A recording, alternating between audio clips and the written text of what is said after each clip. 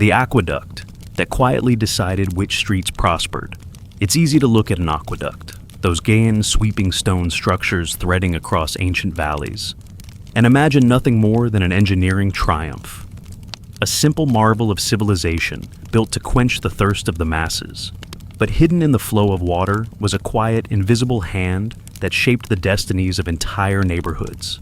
The aqueduct didn't merely deliver life, it determined who would flourish and who would wither away.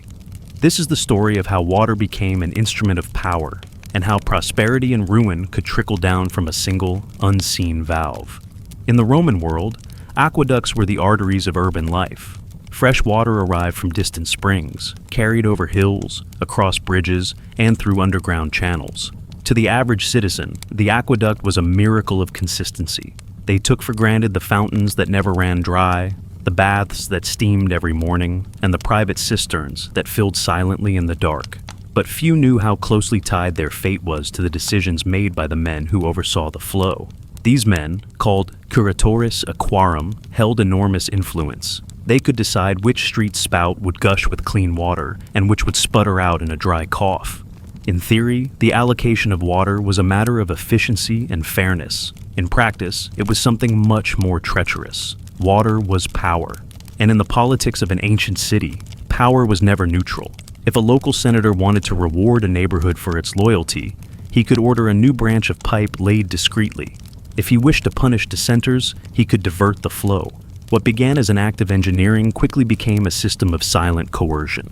A rival merchant street might wake up to find their fountains drained. The tanneries and dye workshops, once booming thanks to steady water supply, would be forced to close.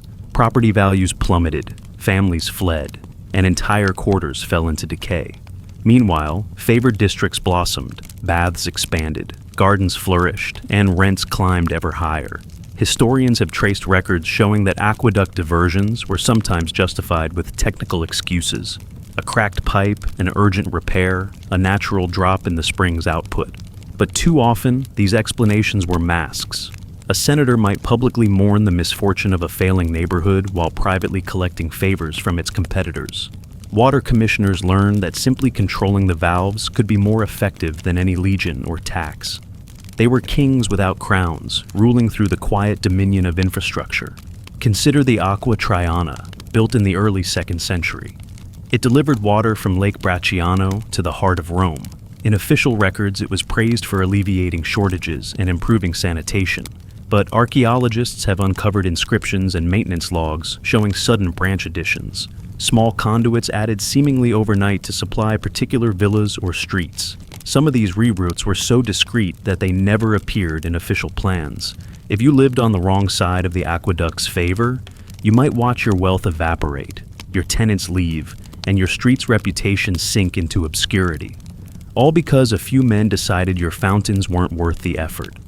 The process of altering the water flow was surprisingly simple for those in charge. A valve house might be unlocked under cover of darkness. A sluice gate lifted a few inches. A capstone turned with an iron key. In a single hour, the water that had nourished a community for generations could be siphoned into another pipeline. And when the morning came, there was no great spectacle to see, only a dry trickle and the puzzled complaints of citizens whose lives were about to change forever. Over time, the political manipulation of aqueducts left permanent marks on the landscape. Some neighborhoods that once bustled with commerce became quiet ruins. Temples fell out of use when their ritual fountains stopped flowing. Public baths, which had been centers of social life, closed their doors. Even disease patterns shifted as stagnant cisterns turned into breeding grounds for mosquitoes. The evidence of these shifts survives in archaeological layers. Sediment deposits show when the water ceased, and pollen analysis reveals how vegetation changed as irrigation vanished. It is tempting to think of this as a flaw in an otherwise perfect system. But in truth, it was the system's very design that made it so susceptible to exploitation. The aqueduct was a centralized network. All the pipes led to a single authority. All the valves required just a few keys. In an empire that prided itself on order and hierarchy, that centralization was seen as progress. But it also meant that a handful of officials could impose their will over thousands of people, simply by turning the flow. Stories spread among the people to explain the sudden droughts. Some blamed sabotage by enemies of Rome, others whispered about curses. But the real cause was far more mundane and far more sinister: human ambition. A senator's rivalry, a magistrate's bribe, a commissioner's personal grudge. Water, more than gold or armies, became the instrument by which fortunes rose and fell. Imagine living in such a place, where you could wake to find that your street had been quietly judged unworthy. The shopkeeper who once thrived selling amphorae of water to bathhouses would watch his business dry up overnight. The landlord who built a fortune renting rooms to tradesmen would see his tenants pack their belongings and leave. And for the people too poor to relocate, life became a daily ordeal of rationing and desperation. All of it engineered not by war, but by bureaucracy, a hidden war waged through plumbing and paperwork. Even the very concept of cleanliness and purity became a marker of privilege. Those who enjoyed uninterrupted flow had smooth skin, clean clothes, and fragrant homes. Those denied water lived in filth and were shunned. Their poverty was visible, and it was blamed on moral failing rather than the calculated maneuvers of powerful men.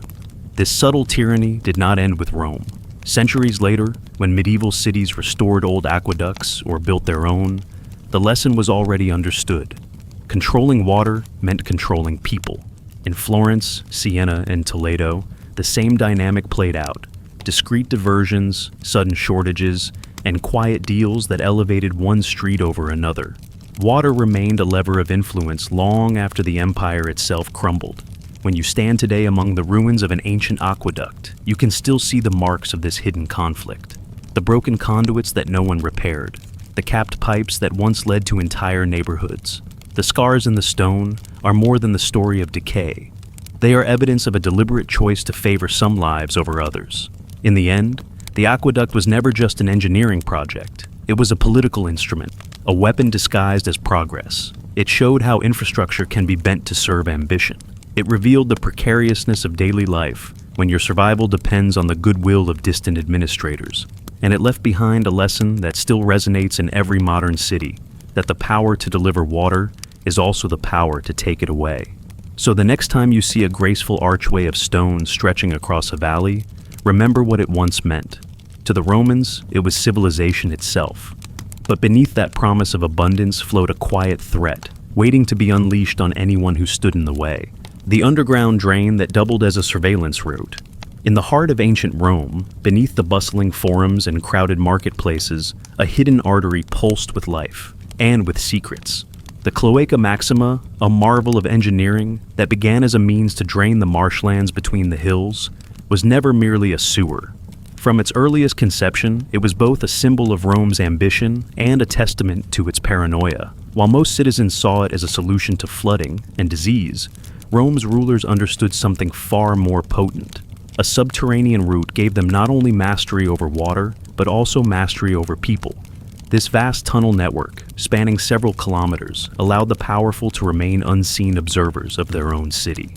Imagine the daily life above ground: vendors hawking wares in the Forum Boreum, orators shouting their grievances against senators, and families gathering in narrow alleyways to share gossip. All the while, beneath their sandaled feet, soldiers and informants crept through the darkness of the Cloaca Maxima. The echoes of running water were joined by the softer sounds of leather boots, the hushed whispers of men who carried orders from the Senate itself. Historians have uncovered fragments of military records and senatorial decrees, indicating that, as early as the late Republic, authorities recognized how effective this underground route could be for controlling dissent. A single legionnaire stationed below a gathering place could hear entire conversations. In times of political instability, like the aftermath of Julius Caesar's assassination, Rome's elite knew that rebellion did not always begin with open swords. It began in taverns, in smoky courtyards, in whispered promises that a new leader would rise. The Cloaca Maxima became the ears of the state, a damp, reeking surveillance channel that let informants catalog every rumor before it could become a conspiracy.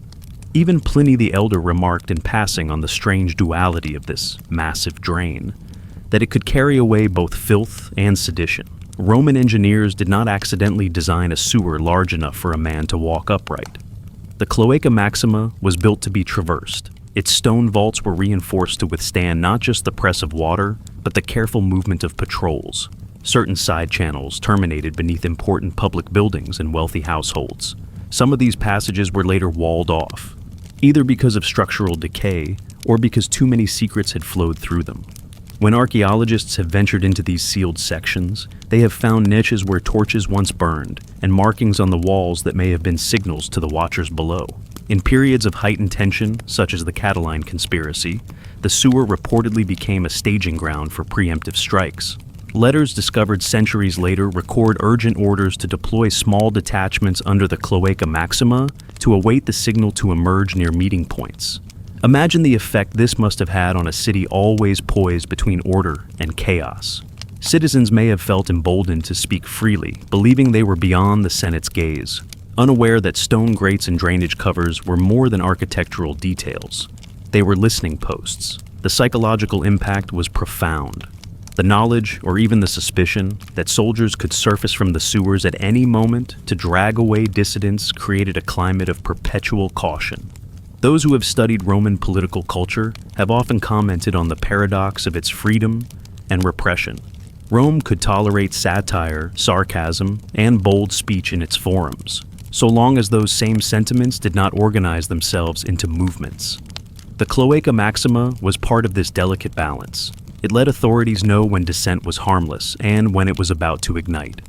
There were other uses as well. Some accounts suggest that the sewer's hidden passages provided emergency escape routes for officials during uprisings or invasions. When the Gauls sacked Rome in 390 BCE, legends claim that a handful of defenders used the drains to slip behind enemy lines. Later, as urban populations swelled, the Cloaca Maxima was adapted again, this time to discreetly transport prisoners from one holding area to another, avoiding angry mobs. The same darkness that shielded patrols could also shield the condemned. This dual nature, life-giving and life-taking, made the Cloaca Maxima a symbol that endured long after Rome's political power waned. As late as the Middle Ages, parts of the old sewer were still used by local authorities to move quietly through the city. Documents from the 11th century describe how Roman magistrates and their guards relied on the tunnels to approach sites of suspected heresy or sedition. Even centuries after its construction, the Cloaca Maxima retained the capacity to inspire both awe and dread. Some might wonder how an empire renowned for roads, aqueducts, and monuments could permit such a grim undercurrent beneath its grandeur. But that is precisely what made Rome so formidable. Its leaders understood that civic infrastructure was never neutral. A sewer could drain water, but it could also drain the will to rebel. The same stones that channeled away filth could be used to channel fear. And fear, carefully managed, was often the surest foundation for imperial stability. When you walk the modern streets of Rome today, you are treading above the same arteries. In places, the ancient vaults still carry runoff toward the Tiber. But if you pause in the quieter corners of the Forum, or near the temples where great crowds once gathered, you can almost imagine the silent watchers below, their torches guttering in the damp air, listening for any word that might threaten the order of the Republic or the Empire. It is a reminder that surveillance is not an invention of our era. The impulse to listen, to anticipate, to suppress, these are as old as civilization itself. The Cloaca Maxima was not merely an engineering achievement, it was a hidden theater of power, a stage where the drama of control unfolded in darkness, unnoticed by those who believed they were free to speak. And that, perhaps, is its most enduring lesson. The systems we build to protect ourselves can so easily become the systems that watch us, that confine us, and that define the limits of our freedom. In the story of Rome, no monument embodies this duality more completely than the great drain that became a hidden corridor of vigilance, a conduit through which both waste and whispers flowed unceasingly toward the river, and into history itself. The calendar that manipulated the masses without them knowing. In the ancient world, there were few forces more powerful than the Roman calendar. On its surface, it looked like a simple record of days, columns of dates etched into marble, updated every year. But behind those marks lay a tool of breathtaking control, a mechanism not merely for tracking time, but for bending the lives of an entire civilization to the ambitions of a ruling elite. You see, Rome's calendar was never fully anchored to the predictable cycles of the heavens. Instead, it was a human creation, malleable, flexible, and vulnerable to manipulation by a handful of men. These men were the pontifices, the priestly officials whose authority extended far beyond the temples and rituals. They alone held the power to declare which days were auspicious, which days were forbidden, and when time itself would be stretched or compressed. For the ordinary Roman citizen, life revolved around the festivals and market days inscribed on the official calendar. Farmers planned their planting and harvest by those dates. Merchants knew when contracts could be signed or debts collected. Politicians watched the calendar as keenly as the sun, because elections, assemblies, and trials were all bound by the timing of the year. But the public had no way to verify whether the pontifices were keeping the count of days honestly. That uncertainty gave the priests a subtle, almost invisible weapon. They could quietly insert extra days into the year or delay their announcement of when the new month began. And these seemingly small adjustments could produce enormous consequences. Imagine an election scheduled for late in the year. By adding a few intercalary days, a priest could postpone that election, giving his allies time to campaign, or allowing an incumbent to linger in office past his legal term. Conversely, by suppressing the announcement of extra days, an election could be rushed forward, catching opponents unprepared. Sometimes, these manipulations were even more personal. If a political rival planned to hold a public festival to boost his popularity, the pontifices might suddenly declare that day nefas, a time of ritual prohibition when no assemblies or celebrations were permitted. Without warning, the rival's plans would dissolve. The masses might not even realize that the day had been changed intentionally. It was a slow erosion of trust that came wrapped in the authority of religion. The average Roman believed the calendar was sacred, ordained by tradition and the gods themselves. To question the dates was to question the legitimacy of Rome's entire civic life. The most famous example of this abuse came during the final decades of the Roman Republic. By that time, the calendar had drifted so badly out of alignment with the solar year that harvest festivals were being held in what should have been winter. Some months ballooned to absurd lengths, while others shrank, depending on how the priests felt. They could tilt events in favor of their patrons. Consuls and generals competed to have their preferred days lengthened or shortened, buying influence in exchange for a few carefully placed festivals. When Julius Caesar returned from his campaigns in Gaul, he encountered a state where time itself had become a kind of political currency. The chaos was no accident. It was the product of decades of deliberate neglect and opportunism. Caesar, who understood that authority required the appearance of order, resolved to end this manipulation once and for all.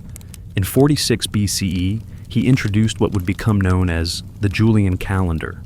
It imposed a fixed structure of months and a regular pattern of leap years, stripping the pontifices of their ability to tamper with the length of the year. To achieve this realignment, the Romans had to endure the so-called Year of Confusion, when Caesar inserted an unprecedented 90 extra days to bring the calendar back in sync with the seasons.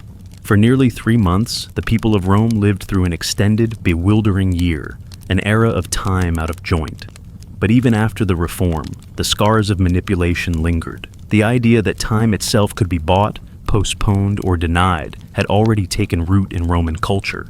The Julian calendar brought stability, but it also revealed how thoroughly the old calendar had been used to reinforce power.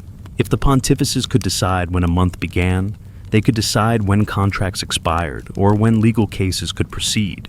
If they could determine festival days, they could orchestrate the mood of the populace, pushing them towards celebration, sorrow, or anxious waiting. In a society where festivals were more than mere holidays, where they were moments of collective identity and civic belonging, this control amounted to the regulation of public emotion. Imagine the effect of delaying a major festival by a week. Suddenly, an entire city's anticipation was suspended in uncertainty. Merchants with perishable goods lost profits. Pilgrims arriving in the city found their plans upended. Rumors and anxieties multiplied.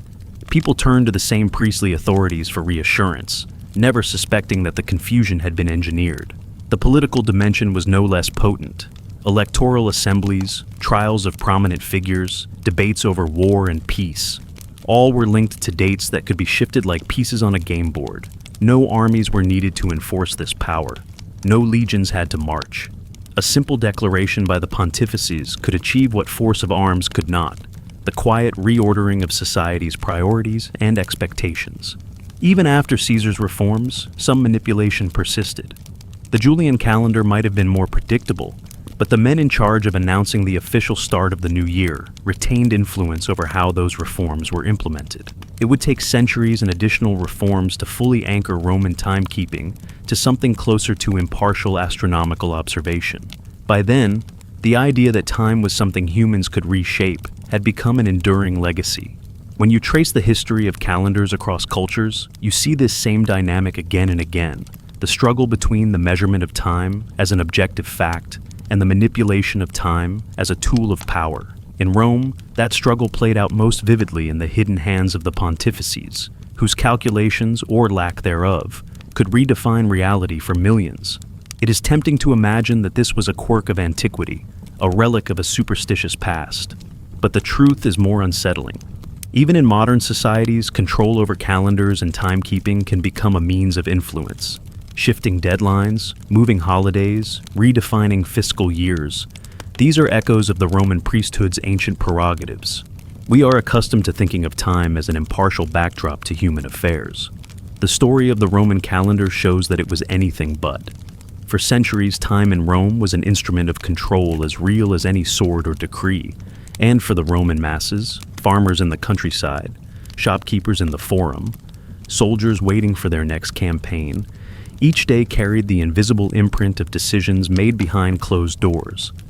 They lived their lives by dates inscribed on public tablets, never suspecting that those dates were chosen not by the stars or the seasons, but by the ambitions of men who had learned the most subtle of all tyrannies, to rule the passage of time itself.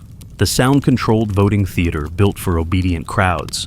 Imagine you were standing in a grand Roman forum, surrounded by columns that seemed to scrape the sky, their marble surfaces warm from the afternoon sun. You think you're here simply to listen? To hear your leaders deliver the policies that will guide your life. But without realizing it, you are caught in an invisible web of acoustic manipulation, designed centuries ago to make you obedient. What you hear, and just as critically what you don't hear, has been orchestrated with precision so fine you'll never even sense it happening. In the Roman Republic and into the Empire, architecture wasn't only about monumentality, it was about power. An invisible power that could steer crowds by using nothing more than the air between walls. Many Roman forums and theaters were constructed not just to showcase grandeur or accommodate vast assemblies, but to direct sound selectively. A speaker's voice would project perfectly to designated zones where influential citizens and sympathetic ears were seated. Meanwhile, areas where more skeptical or volatile factions gathered were carefully placed outside the cleanest acoustic paths. To the naked eye, it looked like an open, democratic space. In reality, it was a controlled environment where sound itself was a lever of dominance. Imagine standing among thousands of your fellow citizens while a tribune stands on the rostra, the raised platform, to address the masses. He lifts his hands dramatically and begins to speak. You strain to hear him. In your section, the words are thin, almost washed away by wind and echo. You catch fragments, just enough to understand the theme, but never enough to grasp the details. Meanwhile, in the central seats, patrons hear every syllable in perfect clarity. The orator's appeals to unity and his warnings against dissent reach those ears fully formed. It's like a selective broadcast, crafted centuries before microphones were even dreamed of. This manipulation of sound was no accident. Ancient architects were masters of acoustic engineering. They understood how stone reflected voice, and how different surface treatments could absorb or scatter it. Take the theater of Pompey, for example, a place as politically charged as any modern parliament chamber. The semicircular seating rose in carefully calculated arcs, creating what's known today as whispering galleries, where a voice could be carried intact over dozens of meters, or dissipated into unintelligible noise, depending on the angle of projection.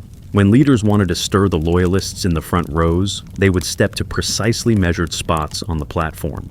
When they preferred to leave the outer rings confused or apathetic, they shifted just a few paces, enough to degrade the sound into useless echoes. This phenomenon wasn't limited to Rome alone. In Ephesus, the Grand Theater could seat up to 25,000 people, with stone seats cut into the side of a hill. Here, too, the acoustics were tuned like an instrument, favoring the center and the first tiers while leaving the higher rows in an acoustic twilight. Political speeches were staged as spectacles of unity, but in truth, the message was unevenly distributed. The powerful merchants and magistrates heard the full performance. The ordinary citizens heard little more than the rise and fall of impassioned syllables, stripped of meaning, and therefore stripped of influence. Archaeologists studying these spaces have discovered evidence that the design was not incidental. Some forms were later modified to enhance or degrade acoustics as power structures evolved. When populist movements threatened senatorial control, platforms were rebuilt or elevated to concentrate the voice among more reliable supporters. Curved niches and recessed chambers were added behind the speaker to intensify the projection, while the placement of colonnades subtly disrupted the path of sound to other sections. The very arrangement of pillars, benches, and walls functioned as a silent censor, deciding whose ears deserved clarity and whose deserved confusion. Imagine what it meant during a vote. In many assemblies, voting was conducted immediately after speeches, sometimes by raising a hand or dropping a token in an urn. If you were in the privileged seats, you'd be moved by a clear, persuasive argument. If you were farther out, you'd be left uncertain, hesitant, perhaps relying on rumor or the mood of your neighbors. Uncertainty breeds conformity, and in this uncertainty, the elite discovered their most potent weapon. A public that is divided in knowledge is easily directed by those who claim to possess certainty. The Roman historian Livy hinted at this when he described how certain votes could be anticipated by watching where speakers stood and whom they looked toward. Though Livy didn't have the vocabulary of modern acoustic science, he observed the same phenomenon, a carefully controlled performance that produced the illusion of consensus. And with consensus came legitimacy. Those in power knew that when you could control what people heard, you controlled what they believed. These principles weren't limited to the Republic's waning days. Under Augustus and later emperors, forums and theaters were continually rebuilt or repurposed to serve imperial narratives. The Forum of Augustus, for example, was lined with towering caryatids and massive blocks of Luna marble that reflected sound with remarkable consistency into the most prestigious viewing areas. Emperors made proclamations of peace, victory, or divine favor, knowing these words would resound flawlessly in the zones reserved for Rome's elite, those who wrote the histories and spread the gossip. Meanwhile, the rest of the public heard only the muffled promise of greatness, never quite solid enough to challenge or dispute. Centuries later, when archaeologists first measured the acoustics of these sites in detail, they were stunned by the precision of the effect. Engineers used modern microphones and audio analysis software to recreate what different sections of the audience would have perceived. The results confirmed that Rome's builders had achieved an eerie level of control. A person seated 50 feet away might hear a speech at a clarity equivalent to standing 10 feet from the speaker, while someone only 15 feet farther could hear it reduced by half. The difference wasn't subtle. It was enough to determine whether a person left a gathering feeling inspired, incensed, or simply bewildered. This manipulation of sound wasn't confined to political gatherings alone. Gladiatorial games, religious rituals, and imperial ceremonies were staged with the same understanding. Acoustics amplified the roar of the crowd and the solemnity of sacred rites, directed not only toward the gods, but toward the perceptions of the audience itself. Even in entertainment, Rome understood that reality could be edited through the strategic use of architecture. Today, when you visit the ruins of a Roman theater or forum, you see fallen columns, broken pedestals, weeds growing between the paving stones. But if you stand very still and imagine the thousands of lives that pass through those spaces, you can almost hear the echo of the manipulation that once decided who would rule and who would submit. You can feel the invisible lines that divided citizens, not by walls or chains, but by whether their ears were blessed with clear words or cursed with empty echoes. So, next time you imagine democracy in the ancient world, picture the thousands assembled in the forum, some leaning forward with rapt attention, others scratching their heads in confusion. Picture the orator standing in a spot measured by generations of builders and planners, a spot chosen not for its beauty, but for its power to divide understanding from ignorance. Remember that the real architecture of power is often inaudible, shaped by the spaces between the stones, by the currents of air that slip across your skin, carrying words designed to make you loyal, fearful, or docile. In the end, the sound-controlled voting theater was more than an architectural curiosity. It was a machine for manufacturing consent. It taught Rome's leaders a lesson that resonates through history. If you can dictate what the public hears, you can dictate how they act. And if you can do it without anyone suspecting, your power becomes not just unassailable, but invisible. The fire watch towers that could signal a riot in seconds. Imagine a city so vast and restless that the slightest rumor could become an inferno of panic and defiance. Imagine an empire that understood this danger so intimately that it devised a system to watch, warn, and strike before rebellion even dared to breathe. In the Roman world, this system was embodied in the fire watch towers, monuments not only of architectural ingenuity, but of psychological control. These towers rose above the tiled roofs of the cities and along the highways of the provinces like sentinels carved out of ambition and fear. To the untrained eye, they looked like humble outposts, perhaps a place for a weary guard to rest with his oil lamp and ration of bread. But in truth, they were the nerve endings of a surveillance network capable of transmitting urgent messages across entire regions in moments. Messages that could summon soldiers to crush an uprising before it took form. The technology behind this was deceptively simple: fire and height. At the apex of each tower was a platform, usually accessed by a narrow stone stair or a creaking wooden ladder. From here, a guard could see other towers in the distance, each spaced just close enough that a flame, a column of smoke, or a specific sequence of torches could be recognized even in poor weather. In the darkness, the sudden burst of light on the horizon wasn't merely illumination. It was a signal that somewhere, perhaps miles away, something had begun that threatened Roman order. The guards didn't just light a fire randomly. There was an intricate code, patterns of flames, duration of the burn, intervals between signals. A single torch held aloft for a few heartbeats could mean a minor disturbance, a scuffle between shopkeepers. But a rapid sequence of 3 flares, blazing together in synchrony, meant something far more dangerous. A riot had erupted. We tend to romanticize ancient Rome as a place of marble forums and philosophical debates, but in the shadows of those ideals was an empire obsessed with control. Fire watch towers were just one mechanism in a sprawling system of suppression that blended intimidation with swift logistics. At their peak, these towers could communicate warnings faster than any messenger on horseback. Consider what this meant for a city's population. Imagine the tension in the markets of Pompeii, or the crowded alleys of Ostia, where merchants and beggars alike knew that their every movement could be seen from an elevated perch. A disagreement over grain prices, a fistfight between drunken sailors, a protest over a magistrate's tax. Any spark of dissent could be watched and catalogued. And if the flames appeared on the tower, those below understood that retribution was already underway, whether they chose to flee or stand their ground. Some historians believe that the psychological power of these towers was as critical as their practical function. When citizens knew that their actions were never truly hidden, it bred caution and resignation. Even rumors about the tower's effectiveness contributed to this atmosphere. There are records of entire neighborhoods falling silent after someone claimed they'd seen a flame in the night. Whether or not the tower had truly signaled anything was irrelevant. Fear did the work on its own. Roman governors capitalized on this fear. They kept the codes secret, constantly evolving them so that no one outside the garrison could predict or decipher the signals.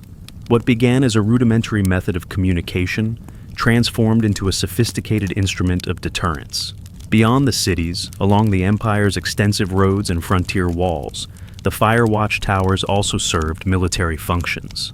Patrols along the Danube frontier or the deserts of Syria used them to signal barbarian incursions or smuggling operations. In some regions, the towers were even linked to mounted couriers stationed at intervals, ready to ride with reinforcement orders if visibility failed. Yet, in urban centers, their most notorious role remained the rapid response to civic unrest.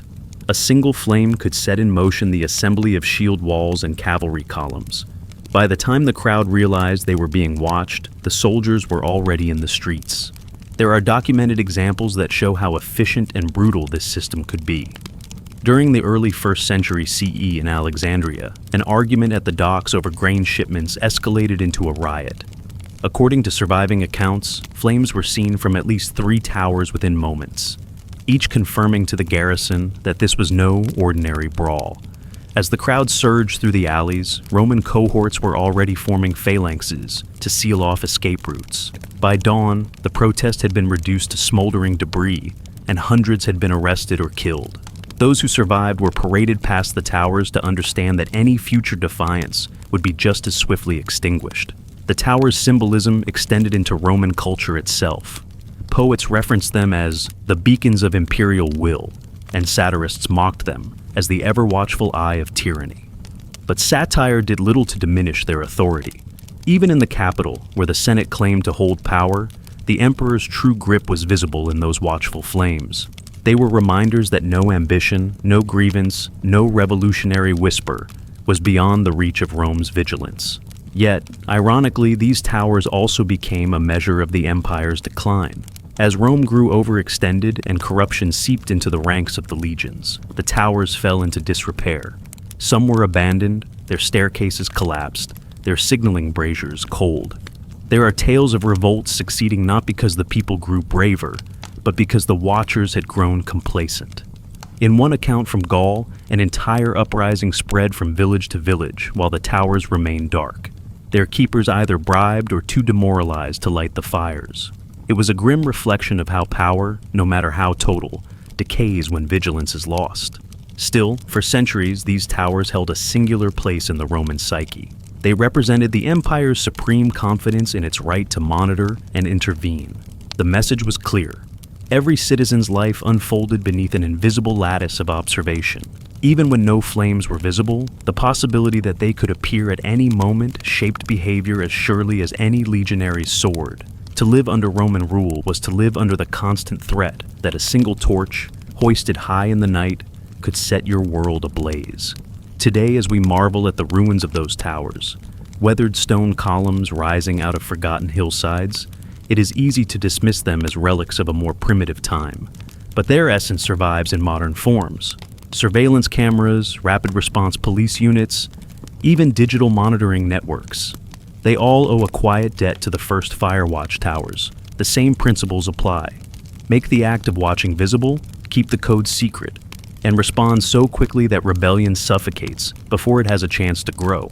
The next time you stand before a security camera or watch an emergency alert flash across your screen, consider that somewhere, thousands of years ago, a Roman guard climbed a tower in the dark.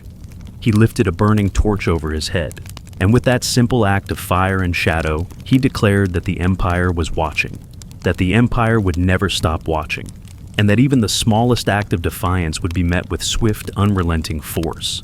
In the ancient world, knowledge wasn't just power, it was power made visible in flame, and the Firewatch towers were the empire's way of reminding everyone that the line between peace and chaos could be crossed in the span of a single signal, carried on the night wind and answered with iron. The road designs that led armies to the poor, but not the elite.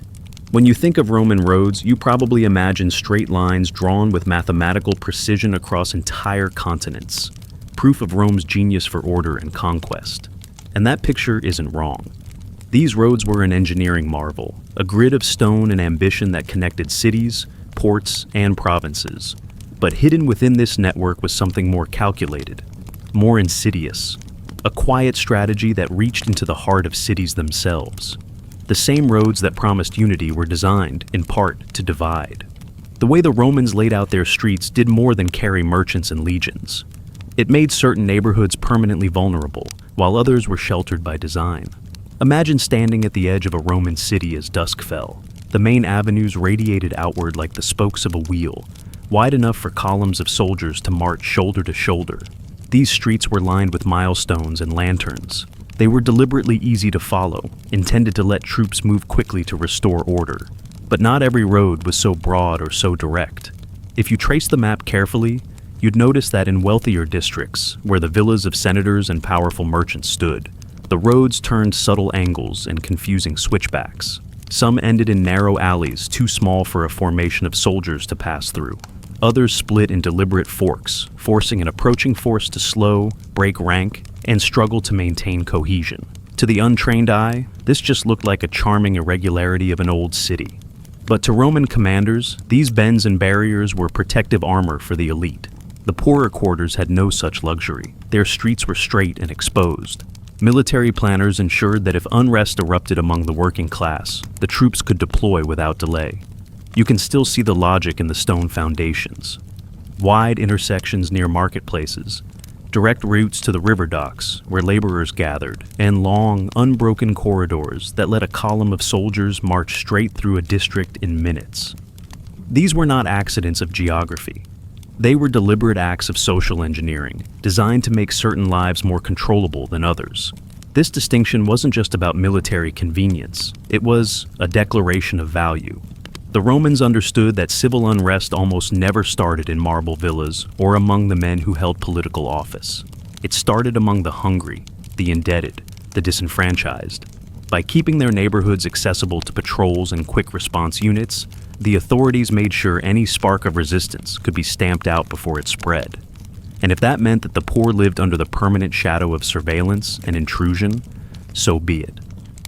One of the clearest examples comes from the city of Pompeii, whose preserved streets reveal how carefully the network was planned. The wealthy homes clustered around winding lanes with carefully placed choke points.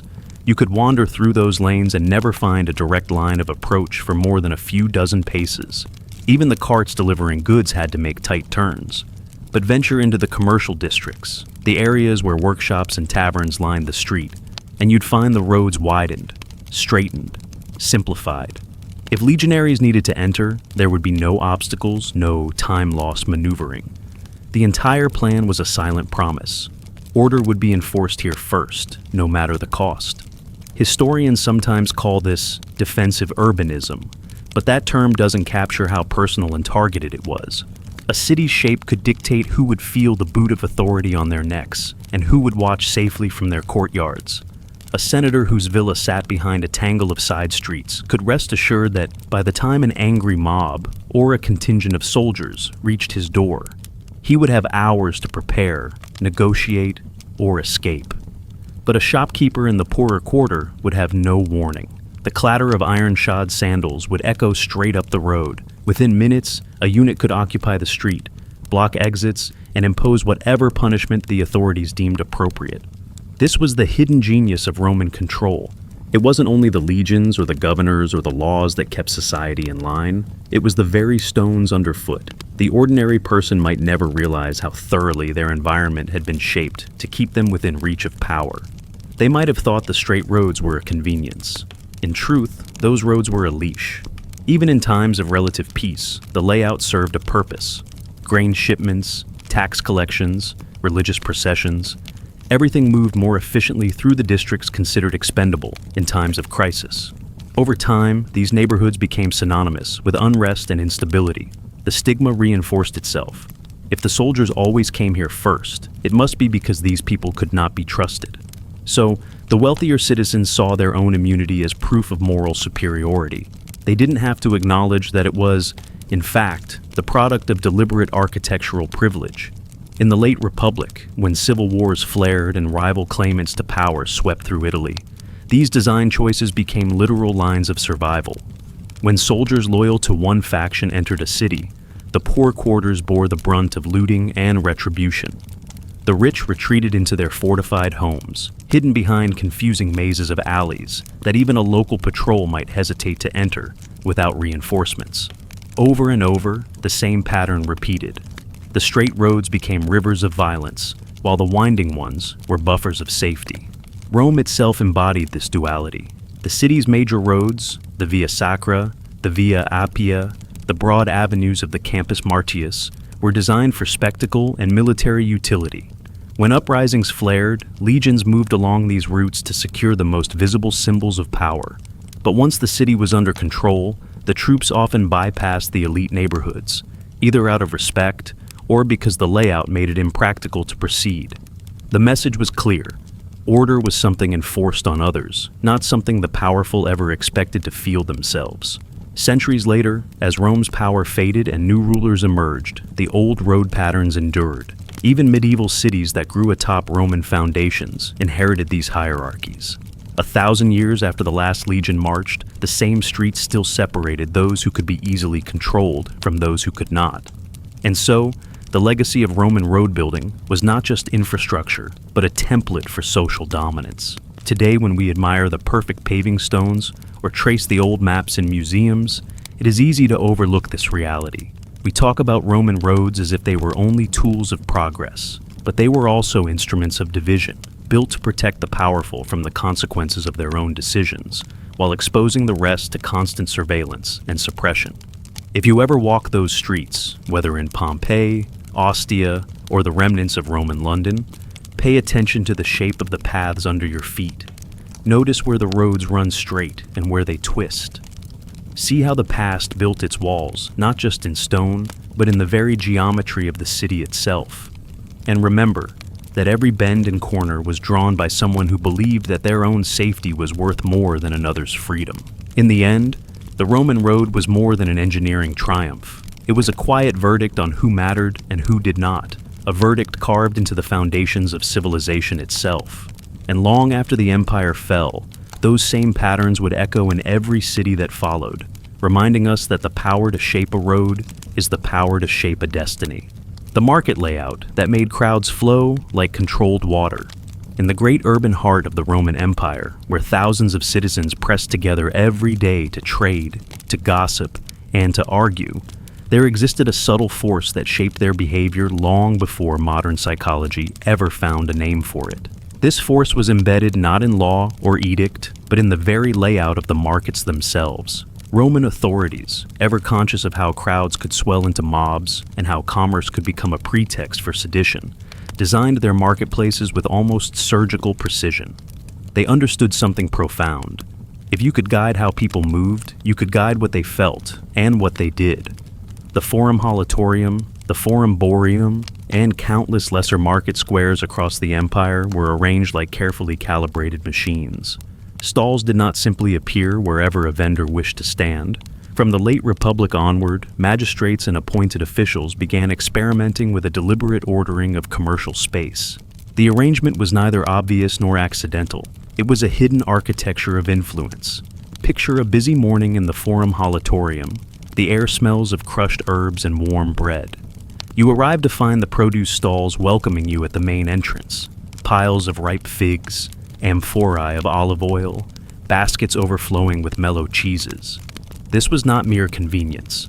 These goods were calming, familiar, and comforting. Officials knew that the first impressions of a marketplace mattered. They softened the mood of a crowd the way incense softened the stale air of a temple. Beyond the fresh produce lay the craftsmen, potters, weavers, metalworkers, selling tools and household wares. These were considered safe trades, unlikely to inspire sudden passions. But if you wanted something more stimulating, imported perfumes that symbolized wealth, or manuscripts of controversial speeches, you had to wander deeper into the narrow lanes and shaded corners. There, behind columns and awnings, the vendors who trafficked in provocative ideas and luxury goods were deliberately set apart. Documents recovered from municipal archives and inscriptions etched on market stones reveal a striking pattern. Vendors who dealt in political pamphlets or even rumor-laden news sheets were pushed to the back alleys by explicit regulation. Officials argued this was to maintain public tranquility, but the strategy was clear. Any congregation that formed around seditious materials would be hidden from the main thoroughfares. Watchmen posted on rooftops and balconies could monitor these enclaves from above, ready to intervene if conversation turned from commerce to conspiracy. Even the paths between stalls were designed to control flow. Roman planners understood how the human mind responded to physical constraints. Broad avenues leading toward exits funneled crowds past designated calming merchants. If a procession or demonstration ever began to form, it had to squeeze through these wide spaces, where soldiers and guards could easily intercept it. Conversely, the tight alleys in the rear created bottlenecks, deliberately increasing friction and limiting how many people could gather in any one place. This was more than crowd control. It was the deliberate shaping of mood. Fresh fruits and fragrant oils greeted citizens on arrival, creating a sense of abundance and well-being. By the time they reached the exits, they encountered vendors selling incense, laurel wreaths, and small religious charms, purchases associated with piety and peace. An agitated buyer might pause, inhale the soothing aromas, and reconsider whatever grievance had driven him to the marketplace in the first place. This was not an accident of Roman culture, but a deliberate science of influence. In the early Principate, during the reign of Augustus, new market reforms expanded this technique further. Regulations standardized stall dimensions, distances between booths, and the orientation of entrance arches. The emperor's advisors recognized that the collective mood of a city could be managed by creating predictable, gently flowing patterns of movement. For example, in the Forum Boreum, which served as a hub for meat and cattle trade, officials arranged the butchers and tanners along the periphery, where odors and noise would be least likely to mingle with the calmer zones in the center. At the exits, vendors selling sweet wine and honeyed cakes provided one last sensory buffer, encouraging buyers to leave with positive feelings rather than resentment. This careful choreography extended to signage and color. In some markets, banners and painted stall boards used warm earth tones to project stability. Merchants known for selling more volatile or controversial wares were required to display darker fabrics or muted signage, signaling caution without the need for explicit warnings. This manipulation was astonishingly effective. When riots occasionally did erupt, sparked by shortages of grain or unpopular tax edicts, they rarely started in the market squares. Instead, they broke out in other districts, where movement was less controlled and the social cues of space less meticulously arranged. In Rome's commercial centers, the flow of people was so skillfully directed that trouble often dispersed before it had a chance to coalesce. Yet, there were critics even then. Satirists and playwrights mocked the shepherding of free citizens, as one anonymous poet called it. He described markets as rivers of humanity, flowing as the state directs, until all our passions are washed away. The metaphor was, apartment Roman markets did indeed behave like engineered waterways. They drew in restless energy, diluted it, and channeled it toward exits lined with calming influence. And in the process, they revealed a timeless truth. Control is often most effective when it feels invisible. It is easy today to imagine ancient Rome as a place of grandeur, of marble temples and triumphal processions. But beneath that spectacle lay a relentless pragmatism. The same minds that built aqueducts to carry water into the city applied their talents to managing the currents of public feeling. To them, no detail was too small if it helped preserve order. A stall's location could matter as much as a legion's loyalty. A pleasant smell at the threshold could disarm a citizen more effectively than any spear. Archaeologists studying the foundations of these markets have found evidence of constant redesign. Walls shifted, passageways widened or narrowed over time in response to shifts in the political climate. The markets were living instruments of control, adapted and readapted as emperors came and went. And every ordinary Roman who stepped into their orderly chaos became, for a few hours, part of a carefully managed stream. So the next time you imagine the Roman Empire as a place of unrestrained power and brutal spectacle, remember the quiet power of the market layout. Remember that it was not always swords and edicts that maintained the empire's grip on millions. Sometimes, it was the placement of a fruit stall near an archway, or the scent of myrrh wafting across a crowd, or the forced detour into a shaded alley that convinced you to keep your complaints to yourself. These are the hidden mechanisms that shaped not only the daily life of Romans, but the very nature of their freedom. And in their meticulously planned marketplaces, you can glimpse the origins of ideas we still grapple with today, about how spaces influence behavior, how choice can be an illusion, and how the flow of a crowd can be as carefully engineered as the flow of a river. The voting Pebble system that let the state track public mood. In the world of ancient Rome, few practices were as deceptively simple, yet as quietly powerful as the voting Pebble. To the casual observer, it looked almost trivial, a marble ball dropped into an urn. An anonymous gesture, a single hand moving discreetly over a container, releasing the small white sphere with the same indifference as tossing a stone into a fountain. But beneath that surface, simplicity lay a sophisticated system of public surveillance, an ingenious way for the state to measure, analyze, and manipulate the very moods of the masses it claimed to serve. The Romans called it the cista, the ballot box, and within it, thousands of votes were silently cast, marble balls or small wooden tokens that, in aggregate, decided the outcomes of trials, elections, and plebiscites. The ideal was anonymity. No one, in theory, could trace a single ball to a single citizen. It was a promise of fairness, of liberty, of the incorruptible voice of the people. But reality was far more complex. Rome's political elite quickly realized that this seemingly faceless procedure could be turned into a tool for tracking the temper of the public. The practice itself had evolved over centuries.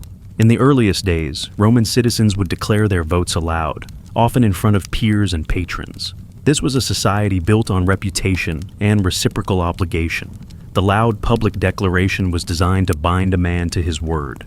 But as the Republic expanded and tensions between powerful families grew, this system became unworkable.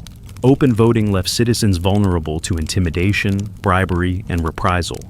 So, in 139 BCE, a series of laws known as the Leges Tabularii introduced the secret ballot. The Sista appeared in the forum and in the voting assemblies, promising the people a new kind of freedom. For the first time, a man could step forward, pick up his pebble, and cast it without fear of immediate consequence. But almost immediately, magistrates and organizers saw an opportunity to study collective psychology in a way no state had attempted before. The urns themselves were not static. Officials could subtly reposition them, shift the order of the voting stations, and watch how crowds responded. Imagine standing in line with hundreds of fellow citizens. You have your marble in your hand. But as you approach the Sista, you realize that its placement has changed. The container for the yes vote is now slightly farther away, requiring an extra step. The no urn has been placed directly in front of you. This tiny shift doesn't seem significant. Yet, repeated experiments in public assemblies showed that the most minimal adjustments in the voting station could influence behavior on a massive scale. The principle was disarmingly modern. The path of least resistance is often the most compelling. Officials quickly learned that, by moving the urns around, they could track how easily the public mood could be swayed. Was the crowd leaning toward condemnation or acquittal, toward war or negotiation? The distance a citizen was willing to walk with his marble ball, how determined he looked, how quickly he cast his vote, became a data point. And from these thousands of micro-decisions, magistrates compiled an early, primitive version of sentiment and analysis. The anonymity was not complete. Observers could never know for certain which pebble belonged to which citizen, but by standing near the entrance to the voting enclosure, by watching who hesitated, who whispered, who cast their ballot with trembling hands, the state assembled a living portrait of Rome's collective conscience. This was not surveillance in the overt, tyrannical sense. No legionnaires stood over voters with drawn swords. Instead, it was a subtler form of control, one that relied on the illusion of choice and the psychology of crowds. The voting pebble system became a way to anticipate dissent before it erupted into open defiance. If the distribution of marbles revealed a restive population, too many votes for a popularis faction, too few for the senatorial candidate, those in power could act preemptively. They might convene an emergency meeting of the Senate, call in loyal tribunes to veto a measure, or flood the city with distracting spectacles and games to dissipate discontent. The marbles, in other words, were like seismic readings before an earthquake. They offered a glimpse into the hidden pressures building beneath the surface of Roman society. And that knowledge was priceless. For the citizen, this practice could be both liberating and unnerving. Imagine yourself in that line, clutching your polished stone. You know you are anonymous in principle, but you feel the eyes of the officials on you, studying your posture, your hesitation. You wonder if your vote is really your own, or if the layout of the Sista has nudged you into conformity. Over time, some voters develop strategies to counteract these subtle manipulations. They might close their eyes as they approach the urns or rehearse the exact path in advance. But the state's advantage lay in its ability to observe the aggregate. A single defiant vote was a curiosity. 10,000 votes, trending consistently away from the Senate's wishes, were a crisis. To manage this tension, the authorities began recording not just the outcome, but the speed and pattern of voting. They noted whether turnout surged early in the day or late. They tracked which neighborhoods produced the longest lines, which age groups hesitated most often. Each pebble, each moment of decision, contributed to a broader understanding of how the Roman people could be managed. This system had its flaws. It was never foolproof. But in an era without mass polling, without newspapers or radio, it represented one of the earliest and most methodical efforts to measure public opinion in real time. And it taught the ruling elite a lesson they never forgot. Even the simplest act of civic participation could be harnessed as a mirror of the collective soul and as a lever of control. As the Republic gave way to empire, voting assemblies were gradually weakened, their powers transferred to the Senate or the Emperor himself. Yet, the principle of watching the crowd, of gleaning insights from the rituals of voting, persisted.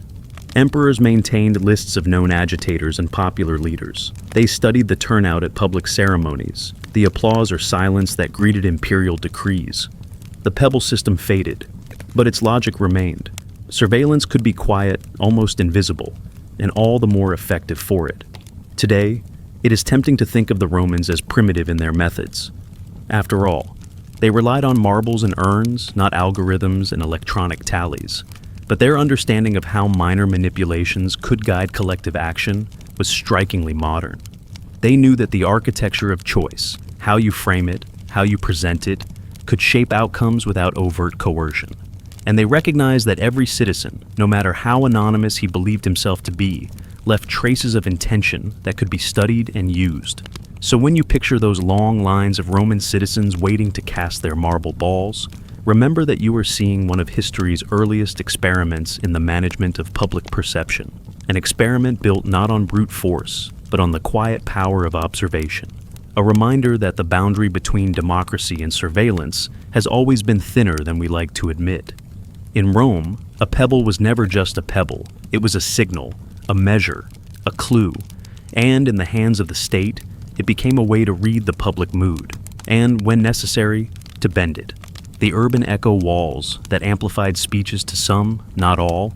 Picture yourself in the heart of a Roman city where the forum was more than a gathering place. It was a theater of power disguised as civic duty.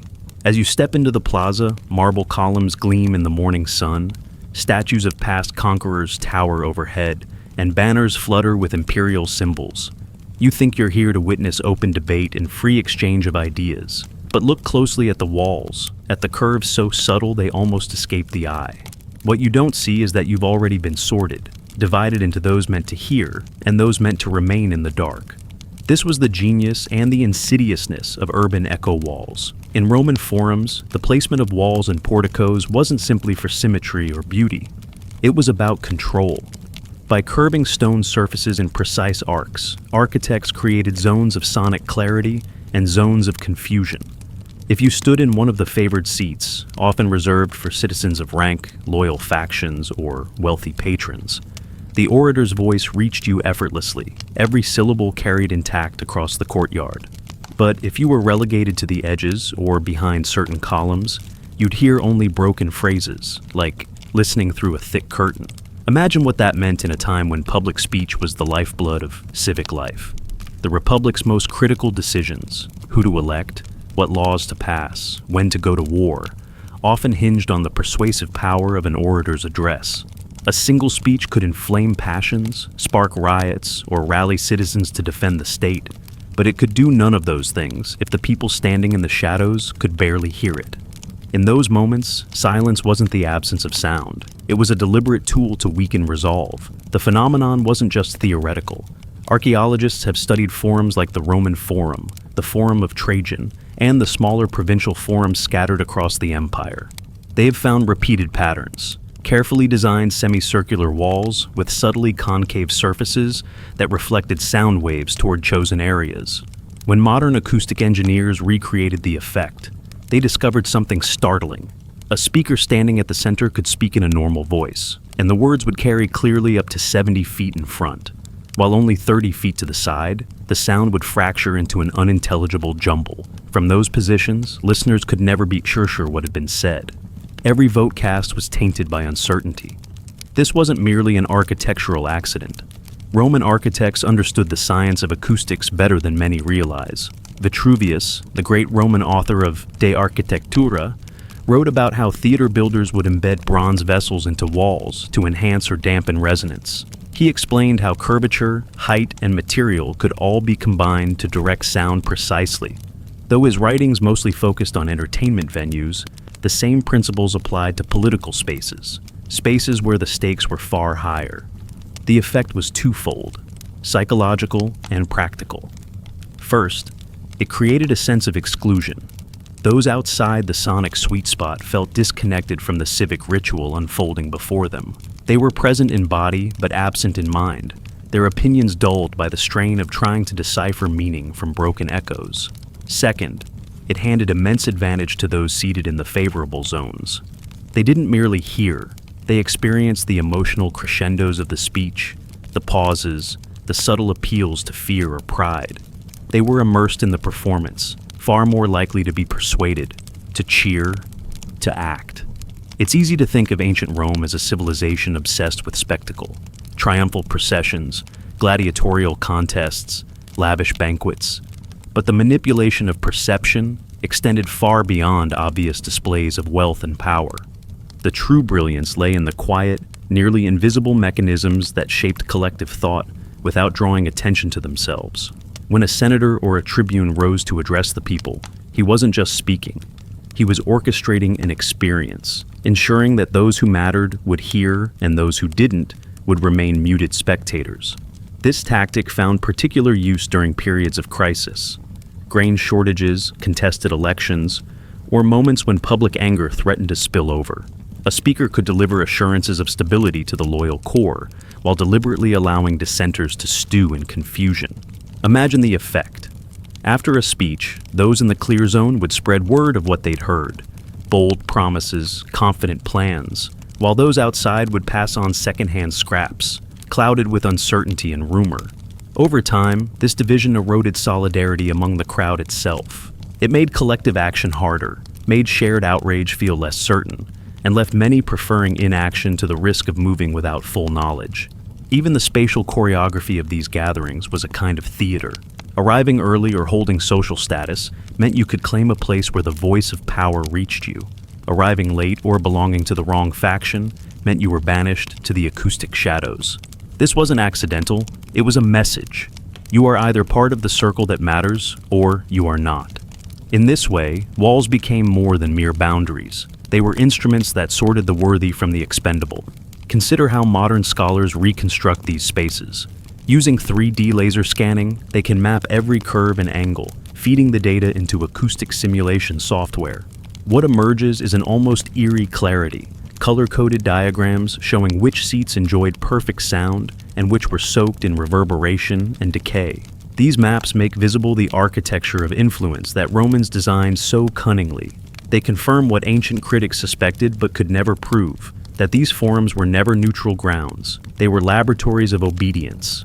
In modern times, we tend to celebrate ancient Rome for its roads, aqueducts, and engineering marvels. But perhaps the most sophisticated technology Rome perfected was the technology of perception. To control what the public heard was to control what they believed, and to control what they believed was to secure power in ways that legions and swords could never match.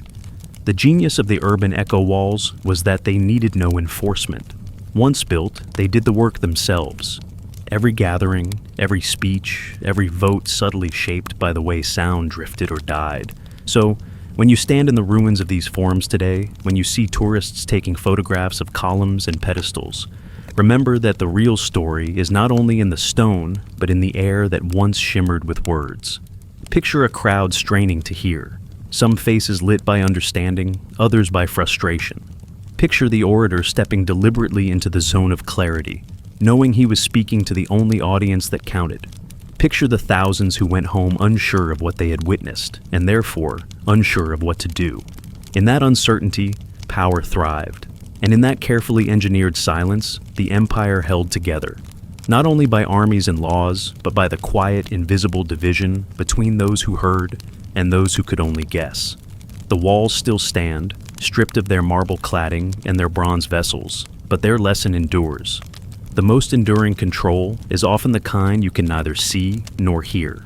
The hidden steam vents that made temples feel supernatural. In the ancient world, power did not always arrive in the form of an army or a decree. Sometimes, it slipped in through the cracks of a temple wall, disguised as a miracle. Imagine standing before a colossal bronze door that creaked open without any visible hand to push it, or watching a towering statue of a god nod its head as if alive. For most citizens of ancient Greece and Rome, these sights were not tricks. They were irrefutable proof that the gods were watching, listening, and ready to punish. But behind the marble columns and painted friezes hid something far less divine. clever engineering that blurred the line between faith and fear. The roots of this deception stretched deep into the minds of temple architects and priests. They understood that belief alone was fragile. It could waver in the face of hunger, war, or the everyday misery of life. To keep the population loyal, they needed to manifest the gods in the physical world, to create spectacles so convincing that no one dared to question them. So, they turned to technology, specifically heated copper chambers and hidden steam vents that could make the impossible seem effortless. The principle was ingenious. In many temples, copper cauldrons were hidden beneath the floors or behind the altars. Priests would fill these vessels with water and light fires underneath them long before the rituals began. As the flames heated the metal, steam built up, creating pressure that could be directed through concealed pipes and valves. This pressurized steam could be used to push hidden pistons or counterweights connected to statues, doors, and even musical instruments. At precisely the right moment, a priest would trigger the mechanism, and a door would swing open as though the god himself had chosen to reveal the sanctuary within. To an illiterate farmer or a weary soldier, there was no conceivable explanation. They were witnessing the will of the divine, undeniable, and terrifying. The temples capitalized on this reaction. Every movement, every gust of heated air was carefully orchestrated to elicit awe and submission. In some shrines, statues would appear to breathe as steam escaped through small vents carved into their mouths. Imagine the impact of seeing a marble god exhale mist that smelled faintly of burning resin. It was enough to crush doubt before it could take shape. One of the most striking examples came from the Temple of Serapis in Alexandria. Visitors reported seeing doors that opened of their own accord when sacrifices were laid on the altar. Historians later discovered that these doors were attached to a system of pulleys and hollow metal spheres. As steam filled the spheres, they grew heavier and descended, pulling the doors open. When the fires cooled, the spheres emptied and the doors closed again. To the uninitiated, this was nothing less than a conversation between mortals and gods, a dialogue mediated by invisible forces. But these illusions were not purely theatrical. They served a political purpose. Religious obedience was a cornerstone of social stability. If citizens believed the gods could intervene at any moment, they were far less likely to rebel or question authority. Temples were the stage where this unspoken contract played out. In the flicker of torchlight and the hiss of unseen vents, the state and the priesthood bound the populace to a shared narrative, that humans were small and the divine was always near.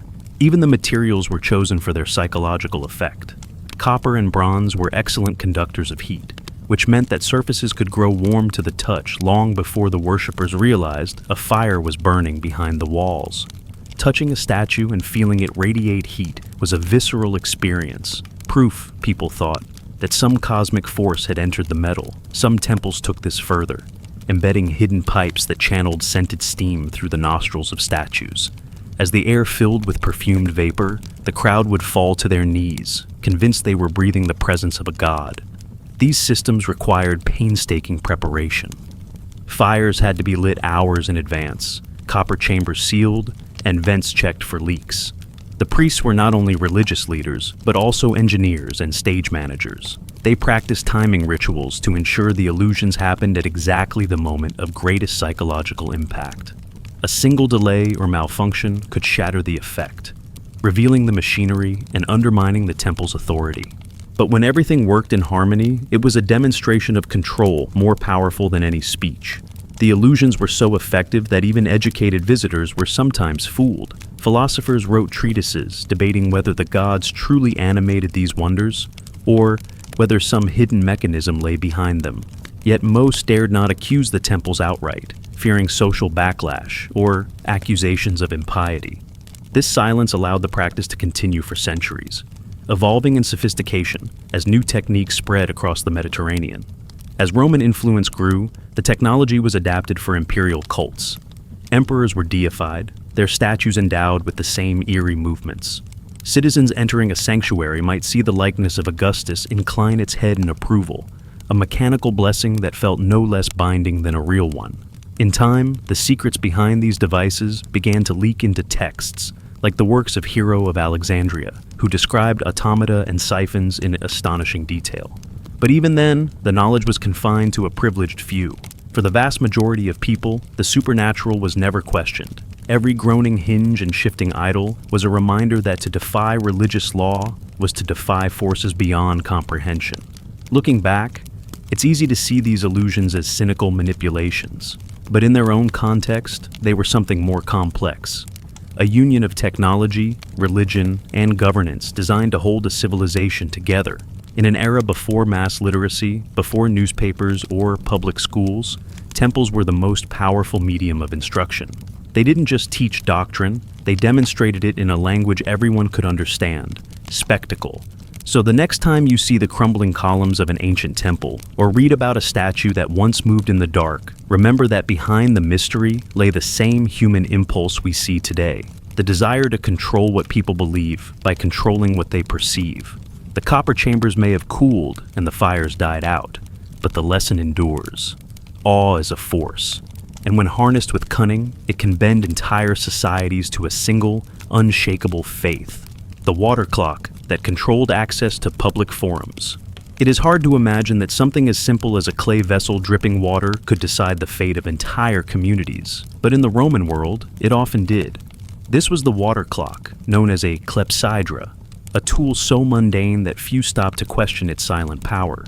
Yet behind its slow draining lay an entire system of control, because the water clock did more than measure time. It measured whose voices would be heard and whose arguments would vanish unfinished. Picture a crowded Roman forum at dawn. Merchants shout over one another. Petitioners wait, clutching wax tablets scrawled with pleas. Senators pace the edges of the platform, each desperate to secure time to speak. The day's agenda is packed with disputes: land ownership, taxation, military levies, and every speaker knows that once the clepsydra is filled and set beside them, their chance begins ticking away. The clock itself was deceptively plain, a tall, narrow jar with a small hole at the base. When debate began, a court attendant would fill it with water. As the orator raised his voice to the assembly, the liquid inside would begin its slow descent, marking each passing moment in silence. A thin stream trickled into a basin below, and when the last drop fell, a guard lifted a hand. No matter how important the speaker's argument, no matter how many had come to hear it, he was finished. At first, this system might have seemed fair. Everyone knew the rules. Time was rationed equally, or so it appeared. But in practice, the clepsydra did not treat all voices the same. The most powerful men often found ways to reset the clock, or quietly negotiate longer sessions. Those without influence had no such privilege. If a farmer from the provinces managed to bring his grievance before the assembly, he might wait hours for his turn, only to find his entire case cut short by a vessel of water no larger than a child's bucket. Historians have preserved records showing how clerks and magistrates could adjust the flow rate of the clepsydra. By widening or narrowing the hole at its base, they could make time run faster or slower. To an observer, nothing looked unusual. The water still drained in its steady stream, but for the speaker, minutes could vanish twice as quickly. Some even suspected the guards of tilting the vessel slightly to accelerate its emptying, a discreet way to silence an unpopular voice without ever breaking the letter of the law. In Rome's courts, this was more than an inconvenience. It was a quiet weapon. Complex legal arguments took time to unfold. A skilled advocate might plan a careful progression of facts and precedents, saving the most persuasive points for the final moments. If the water drained early, those arguments were never heard. Meanwhile, a favored senator could speak at length, his vessel refilled as often as necessary, his words soaking into the crowd's memory while others disappeared in unfinished sentences. Even in public assemblies, where citizens gathered to deliberate laws and policy, the clepsydra imposed invisible limits. A proposal could rise or fall not on its merit, but on whether its champion managed to beat the clock. If an opponent delayed the start, arguing over procedure or questioning the speaker's credentials, the water still flowed. Every moment lost was irretrievable. And when the vessel finally emptied, the presiding magistrate would nod to the guards. The debate was over. One can imagine the frustration of those who traveled for days to plead their case, only to see their chance measured out in droplets. A merchant ruined by unfair taxation, a widow seeking the return of stolen land, a soldier trying to reclaim wages owed. Each of them knew that when the water stopped, their voices would stop too. This reliance on water clocks reflected Rome's obsession with order and efficiency, but it also revealed a deeper truth. Time itself was a commodity the powerful could purchase or deny. The state used it as both a promise and a threat. You were free to speak, so long as you could fit your truth into the confines of a small clay jar. Over generations, the clepsydra came to symbolize more than punctuality. It became a quiet reminder that even in the heart of a republic, where citizens were theoretically equal, some voices carried further simply because they were allowed more time. That lesson endures in the historical record, not as a dramatic scandal, but as an everyday injustice, one so ordinary that many Romans scarcely questioned it. Imagine standing in the forum as a debate begins. The speaker adjusts his toga, clears his throat, and glances anxiously at the vessel as it fills. A clerk steps aside. The first words echo across the stones, but already the water is falling, second by second. The crowd shifts, murmurs. A magistrate watches impassively. Even before the argument gathers strength, its ending is inevitable. This was how Rome governed itself, with marble columns, bronze tablets, and a slow, relentless drip that decided whose vision of justice would prevail. In the end, the water clock wasn't just a tool of timekeeping. It was a silent judge, a reminder that in Rome, the power to measure time was the power to define truth itself. The message tubes that carried orders without human hands. In the Roman world, where walls were built thicker than a man's height and secrecy could mean the difference between survival and ruin, there existed a technology so subtle, so advanced in concept, that most who visited a grand villa or a lavish bathhouse never suspected it was there at all. These were the hidden message tubes, ingenious conduits of clay, bronze, and lead that channeled air or water pressure to carry sealed instructions silently from one chamber to another. To the untrained eye, a section of wall was simply a wall, a column merely a column. But behind the marble veneers and painted stucco, a network of narrow pipes waited, ready to transmit the will of the powerful without the risk of eavesdropping or the clumsy unreliability of human messengers. For Roman engineers, control over space was matched by a fascination with control over information. And in certain estates, especially those belonging to senators, high-ranking military officers, or wealthy merchants whose fortunes rose and fell with political tides, this hidden infrastructure was an essential instrument of command. The principle was deceptively simple. A lightweight capsule, sometimes no more than a wax-sealed parchment or a wooden cylinder with a twist cap, could be placed inside a tube. By sealing one end and creating pressure with bellows, a sudden rush of air would propel the capsule swiftly along the pipe, emerging moments later in a distant chamber. In other installations, water was used instead of air. A chamber could be flooded until the buoyant capsule rose and to travel to a second opening, carried effortlessly by currents that would be drained or reversed after delivery. In either case, the result was the same: a message crossing an entire structure in near silence, untouched by human hands after it was sealed. To appreciate the brilliance of this system, you must picture the vast estates of the Roman elite. Villas sprawling across multiple courtyards with private baths, reception halls, atriums, libraries, and hidden corridors known only to the household staff. In such a labyrinth, sending a servant with a note could take many minutes, and every step risked interception, bribery, or simple error. A conspirator might slip a glance. A slave might be persuaded to whisper the contents to a rival. But the tubes had no memory, no divided loyalties. They delivered what they were given, and nothing else. The origins of these systems are tangled with the broader story of Roman hydraulics. Long before they devised message tubes, Roman engineers had already mastered water flow on a scale that astonished their contemporaries. They built aqueducts that crossed valleys on towering arches, siphons that defied gravity to maintain pressure, and heated baths where the circulation of steam and hot water followed precise paths. From these feats arose the insight that the same principles could move objects as well as liquid. Some historians believe that the idea may have been inspired by Greek pneumatic experiments, particularly the work of Hero of Alexandria, whose writings on air pressure and automata circulated among Roman intellectuals. But the Romans were unparalleled in translating theory into everyday practice. In the wealthiest bathhouses, such tubes could be laid within walls that also channeled warm air for heating, merging the technologies so that even a careful observer might not distinguish one conduit from another. When you walked into such a space, you could hear the faint rush of air or the gurgle of water, but you would never suspect that a sealed dispatch had just passed within inches of your shoulder. The uses were as varied as they were ingenious. In private homes, a master could send instructions to a steward without ever leaving his triclinium. In military headquarters, reports of troop movements could move quickly from strategy rooms to the commander's private quarters, hidden from the eyes of visiting dignitaries.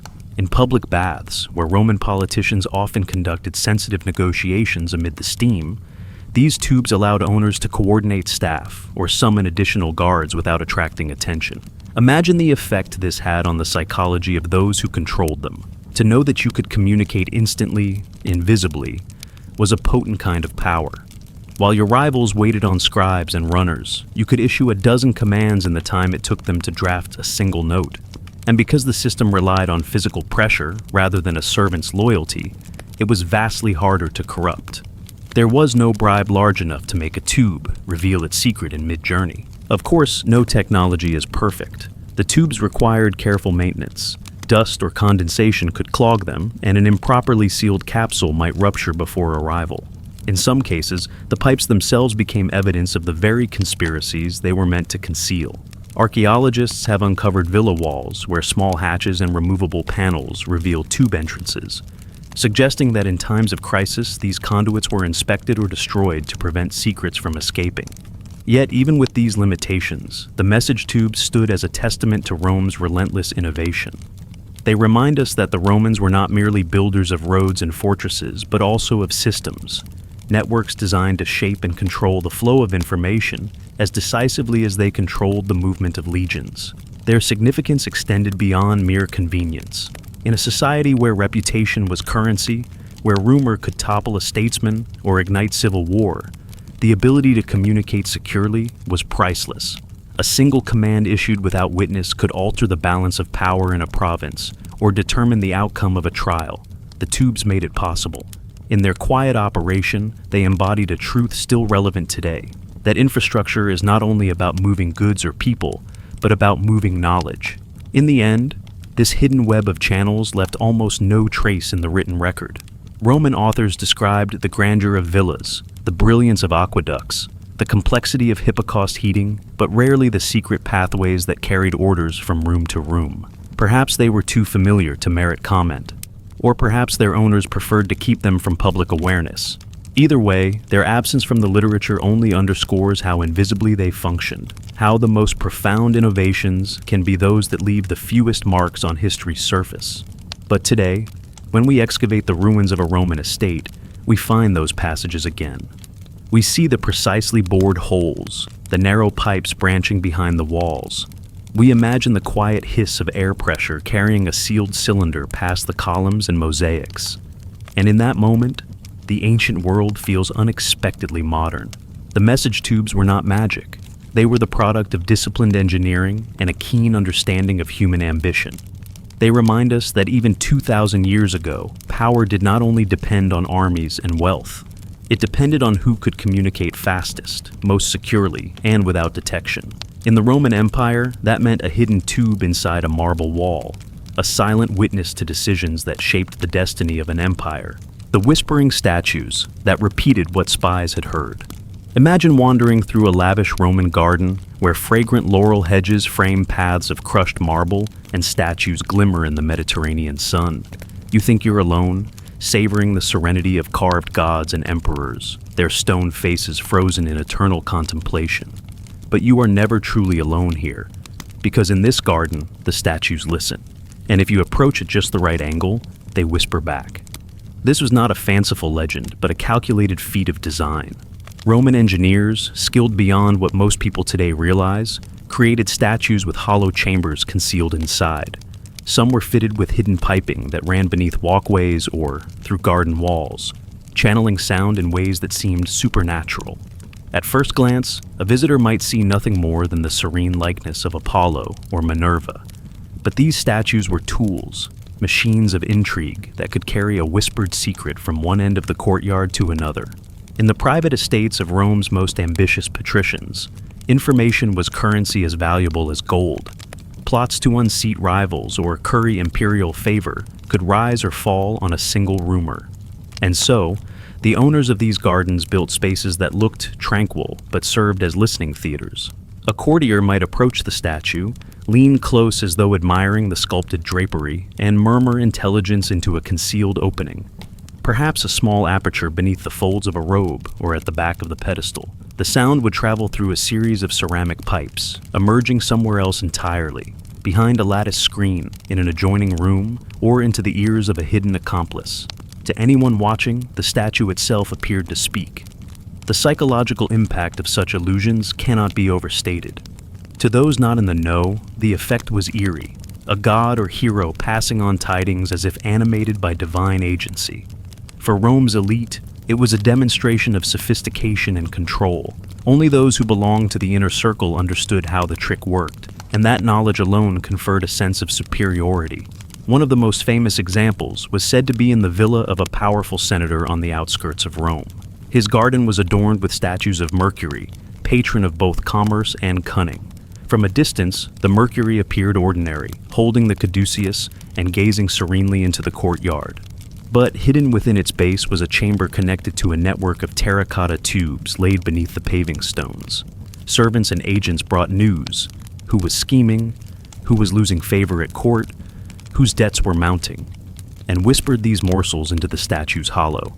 Elsewhere, the senator or his trusted advisors listened carefully, forming alliances or striking preemptive blows against rivals who never suspected they'd been overheard by a piece of carved stone. Such installations required precise craftsmanship. Roman builders adapted techniques from theater architecture, where they had already mastered the use of resonance chambers and concealed echo pipes to amplify actors' voices. In gardens, this knowledge was turned to subtler purposes. The statues had to appear solid, their seams disguised beneath layers of marble veneer or cunningly carved ornamentation. Some had concealed panels that could be removed for maintenance or cleaning of the pipes. The inlets were carefully placed to catch a whisper, but not the general sounds of the garden, making it less likely that casual conversation would contaminate the intelligence.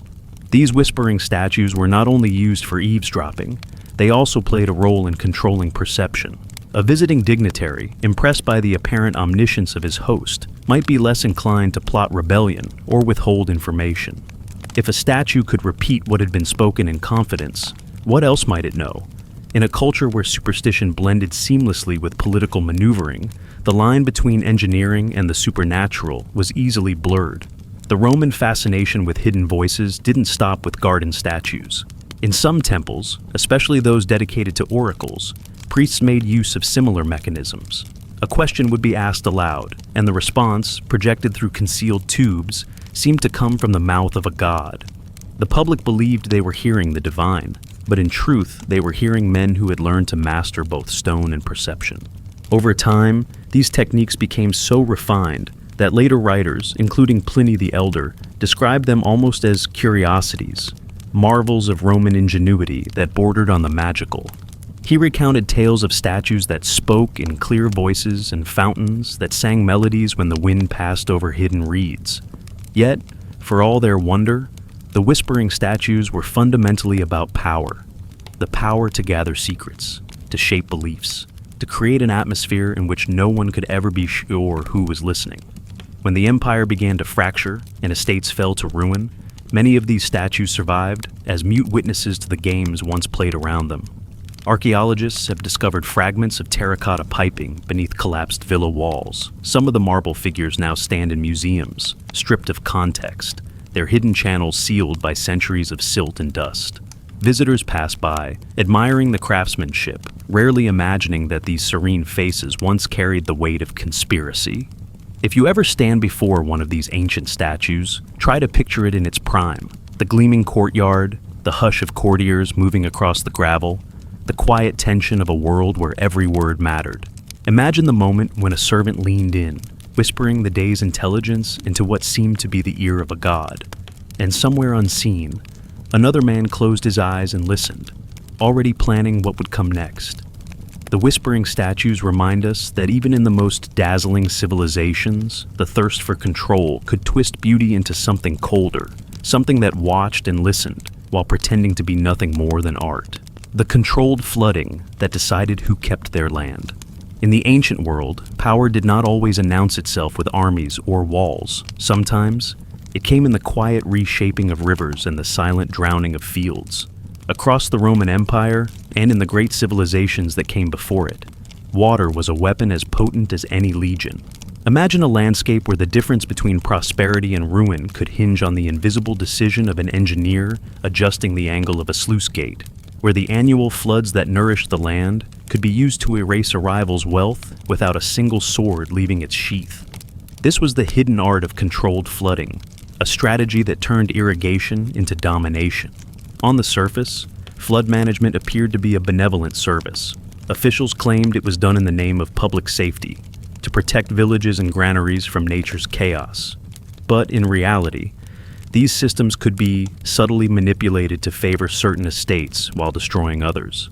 A handful of men with knowledge of the terrain, the flow rates, and the engineering of channels held the fate of thousands in their hands. Every year, as rivers rose with seasonal rains, teams of laborers and surveyors prepared the dikes and levees.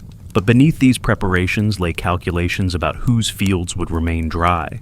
A single alteration, a diversion trench dug a few feet deeper, a bank left just slightly weaker, could send water pouring across a property line. In a matter of days, a rival's fields would become a shallow lake, their crops drowned. To outsiders, it looked like an unfortunate act of nature. To those in power, it was a tool of quiet conquest. The most notorious examples of this practice come from Egypt under Roman rule. The Nile's flooding was both a blessing and a threat. Each summer, the river deposited fertile silt across the floodplain. But if the water stood too long, it bred rot and disease. Roman administrators, eager to secure tax revenue and reward loyal landowners, learned to exploit this delicate balance. They built networks of canals and spillways that could be opened or closed in secret. A favored landowner might find his harvest saved, while his neighbor's barns filled with standing water. The damage often took months to reveal itself fully. By harvest time, the ruined fields yielded nothing. The landowner, unable to pay taxes, was forced to sell his estate, often to the very men who engineered the flood. This tactic was not unique to Egypt. In Mesopotamia, where irrigation had been perfected for millennia, city-states had long waged silent wars by tampering with canals. The Romans adopted these methods wherever they expanded. In the Po Valley of northern Italy, documents survive showing how disputes over water rights could escalate into economic sabotage. A magistrate might claim that a channel was silted naturally, even as engineers quietly deepened it at night. By the time the flood arrived, the damage was irreversible. The genius of controlled flooding lay in its deniability. There were no troops to trace, no weapons to confiscate. It was an invisible assault. If a farmer accused an official of sabotage, he risked charges of slander or sedition. After all, who could prove that a rising river had been helped along by human hands? This uncertainty bred a deep, anxious obedience. Landowners learned to curry favor with water engineers, offering bribes or political loyalty in exchange for the promise of dry fields. Yet this was not simply corruption. It was a reflection of how the ancients understood power. Control over nature meant control over people. In a world where rivers determined survival, the ability to direct water was the ultimate leverage. Temples used this idea to bolster their own authority, claiming that only the priesthood's rituals could tame the floods. In reality, priests often worked hand in hand with civil engineers, ensuring that religious ceremonies coincided with the closing or opening of channels. When a flood receded at the moment of sacrifice, it reinforced the illusion of divine favor. Few dared to question the coincidence. For the communities caught in this web, the consequences were devastating. Flooded fields meant lost harvests, famine, and forced migration. Villages could be emptied in a single season, their inhabitants scattering in search of new land. In the official records, these disasters were described in sterile terms: excessive inundation, failure of dikes, unexpected rainfall. But behind these words lay calculated decisions, strategies that enriched a few at the expense of many. Over time, knowledge of these tactics spread. Manuals on irrigation included passages on defensive measures, how to build secondary embankments, how to detect tampering in the night. But such precautions were costly. Only the wealthiest landowners could afford them. creating an ever-widening gap between those who could resist manipulation and those who could not. In effect, the ability to control water became a quiet aristocracy of its own. Even as Roman authority weakened in the later centuries, this strategy survived. Medieval lords inherited Roman engineering manuals, applying the same techniques to subdue peasant revolts. In some cases, entire hamlets were flooded as punishment for rebellion. What looked like a natural disaster was in fact a sentence carried out with chilling precision. It is tempting to think that today we are free from such hidden warfare, but the principle remains unchanged. Control the flow of essential resources, and you control the people who rely on them. The ancients understood this better than anyone. They wrapped their tactics in rituals and bureaucracy, but at their core was a simple truth. Water could be made into a weapon so subtle that even its victims could not be sure they were under attack. Standing among the ruins of those old channels and levees, you can almost sense the quiet calculation that once unfolded there. Every stone and sluice gate was part of a larger design, a map of who would prosper and who would fail. No legions were needed, no proclamations or overt threats. Just a hidden vent or a narrow breach was enough to redraw the boundaries of power. In the end, the story of controlled flooding is a reminder that the most effective forms of domination are the ones that look like acts of nature. When people believe their suffering is inevitable, they stop resisting it. They bow their heads to fate, never realizing that fate had been guided by human hands all along. The gate systems that could trap entire neighborhoods in place. Imagine living in a city where you believe you are free to move about, to visit neighbors, to escape if unrest ever broke out. But in the Roman and medieval periods, certain cities were designed with an unsettling secret, hidden gate systems embedded within their narrow alleys and walls. These gates weren't just decorative arches or ceremonial barriers. They were strategic instruments of absolute control. With a single command from the guards or the local magistrate, entire neighborhoods could be locked in place, sealed off from the rest of the city without so much as a trumpet or an alarm. For many people, the first clue that something was wrong was the echo of boots growing louder, the sudden hush settling over the streets, and then the realization that every familiar path out had been shut. The engineering behind these gate systems was deceptively simple, but chillingly effective. Alleyways were lined with channels in the paving stones that allowed heavy iron grills, or thick timber barriers, to slide smoothly into place. Some cities, particularly in the late Roman Empire, developed gates that could be dropped from concealed housings above an arch. The moment the tension was released, sometimes triggered by a counterweight or a locking pin, the gates crashed down like a portcullis, blocking movement in or out. In other areas, walls were built with pivoting sections, disguised behind false facades of brick or plaster. At a glance, these hidden doors appeared no different from a normal house front. But once engaged, the panels swung inward to close off the street. Officials often justified these systems as a measure to contain disease outbreaks or protect against surprise invasions. And there were cases when this was true. Plague containment required restricting movement, and a sudden barbarian raid could spill into a city through unguarded alleys. But more frequently, these hidden gates were a political weapon. Rulers used them to isolate potential uprisings before they could gather strength. A neighborhood known for harboring dissent could be silently enclosed overnight.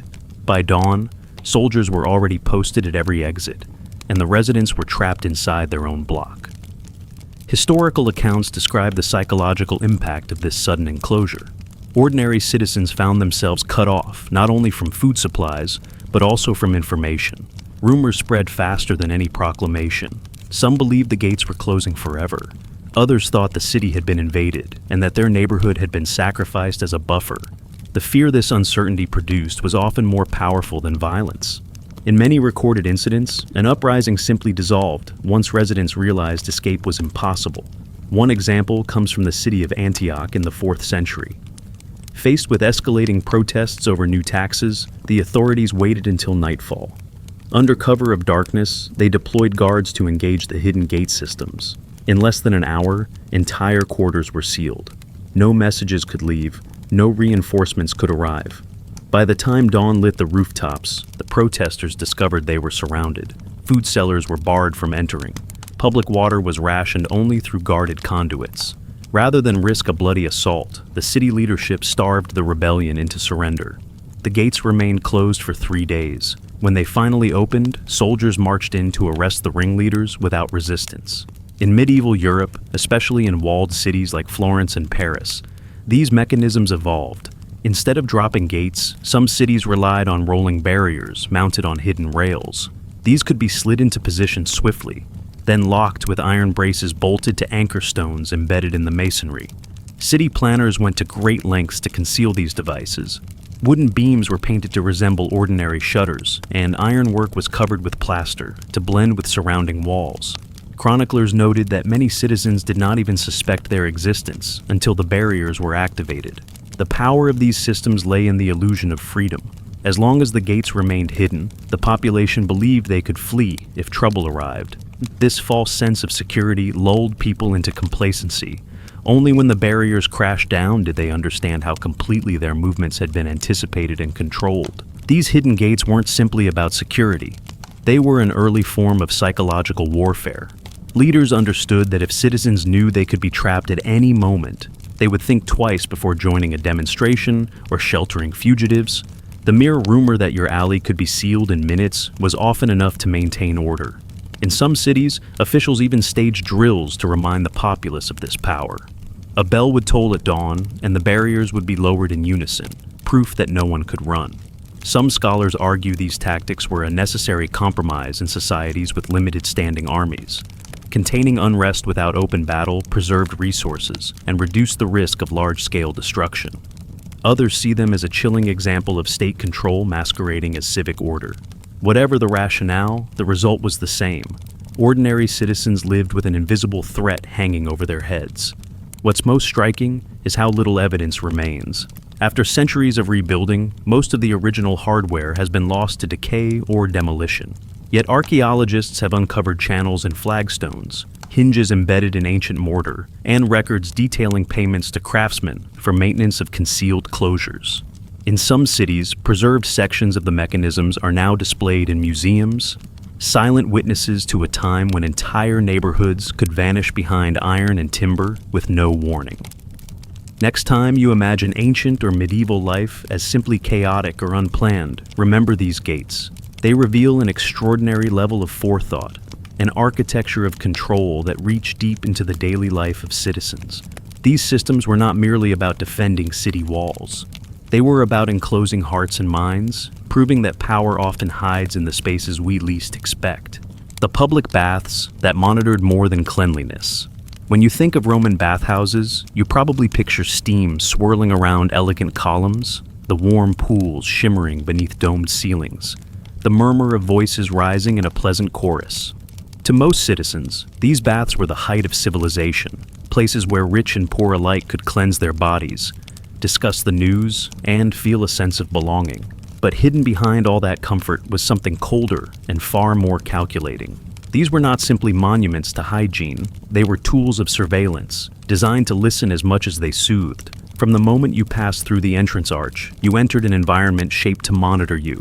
The corridors leading to the caldarium, the hottest chamber, were deliberately narrow. Guards could stand out of sight behind screened alcoves, close enough to overhear every word. If you paused in the changing rooms, your conversations were carried by careful architectural choices, curved walls that directed sound to concealed openings, vents that looked like simple ducts, but functioned as conduits for gossip. Inside the main bathing hall, the ceilings soared into perfect domes. The Romans built them this way not only for beauty or acoustics, but because any whisper beneath that arch would eventually rise, magnified, and clarified. The curved plaster and mosaic surfaces acted like giant amplifiers, bouncing every sentence up to small maintenance passages above. There, an attendant could stand unseen and record the words drifting through the steam. For the emperors and magistrates who ruled Rome, the baths were ideal places to gather intelligence. People let their guard down when wrapped in warmth. A senator might murmur complaints about new taxes. A merchant might boast of hidden profits. A freedman might share rumors of discontent among soldiers. All of it was noted, and all of it could be used. Some thermal vents were fitted with bronze grills that appeared purely functional, intended to circulate heat. But behind them, small rooms held guards trained to transcribe conversations. By the time a citizen stepped back into the cold air, a record of his words was already being carried to the local authority. In the reign of Domitian, the practice became almost institutional. Officials recognized that the baths were among the only spaces where citizens of every rank mingled freely. That mingling created opportunities and risks. A plot could form in the time it took to soak in the tepidarium. A rival could be slandered during a brisk rubdown. So, the state made sure that no corner of the bath was truly private. Some historians found fragments of wax tablets in refuse heaps behind bath complexes. The handwriting lists names, times, and short summaries, spoke of troop shortages, disputed land taxes, praised governor's rival. Such notes might seem trivial, but in an empire where status was fragile and accusations traveled faster than truth, any stray remark could spark investigation or ruin. Yet, most patrons never suspected how thoroughly they were being monitored. The baths felt too ordinary, too welcoming.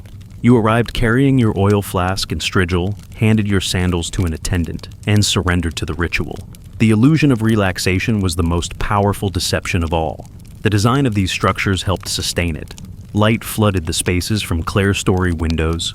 Murals and mosaics depicted gods and heroic legends, reminding you of Rome's grandeur. No one looked up and wondered whether a hidden gallery above the dome was filled with listening ears. The warm air lulled visitors into speaking freely, never realizing that their voices were being pulled upward with every exhaled breath. Even the heated floors contributed. Hypocaust systems circulated hot air beneath the marble, but the flues and vents also carried sound between chambers. A conversation in one room could be faintly heard in another, if you knew where to stand and how to listen. Guards and informants learned the best spots, slipping between service corridors with a practiced quiet. In this way, the baths became a mirror of Roman society itself, luxurious on the surface but filled with hidden dangers. Citizens learned to be cautious about what they said in the forum or the marketplace, but in the baths, their caution melted away. The authorities counted on it. Some of the most consequential betrayals began with a casual comment in the steam. A minor official mentioned dissatisfaction with the emperor's grain policies. Another agreed. By the time they toweled off, their names were already underlined in a ledger. Days later, a summons arrived, and their world unraveled. It was not always the state that benefited. Ambitious rivals paid bath attendants to eavesdrop and pass along information. A merchant could eliminate competition with a single well-placed rumor. A senator could discredit an opponent by claiming he had spoken treason while relaxing among friends. These tactics outlasted the empire itself. Long after the Western Empire fell, bathhouses in Byzantine cities continued the practice, embedding watchers into the very walls. What began as an engineering triumph, a place to cleanse the body, evolved into an instrument to control the mind. Even today, the ruins of Roman baths tell this story.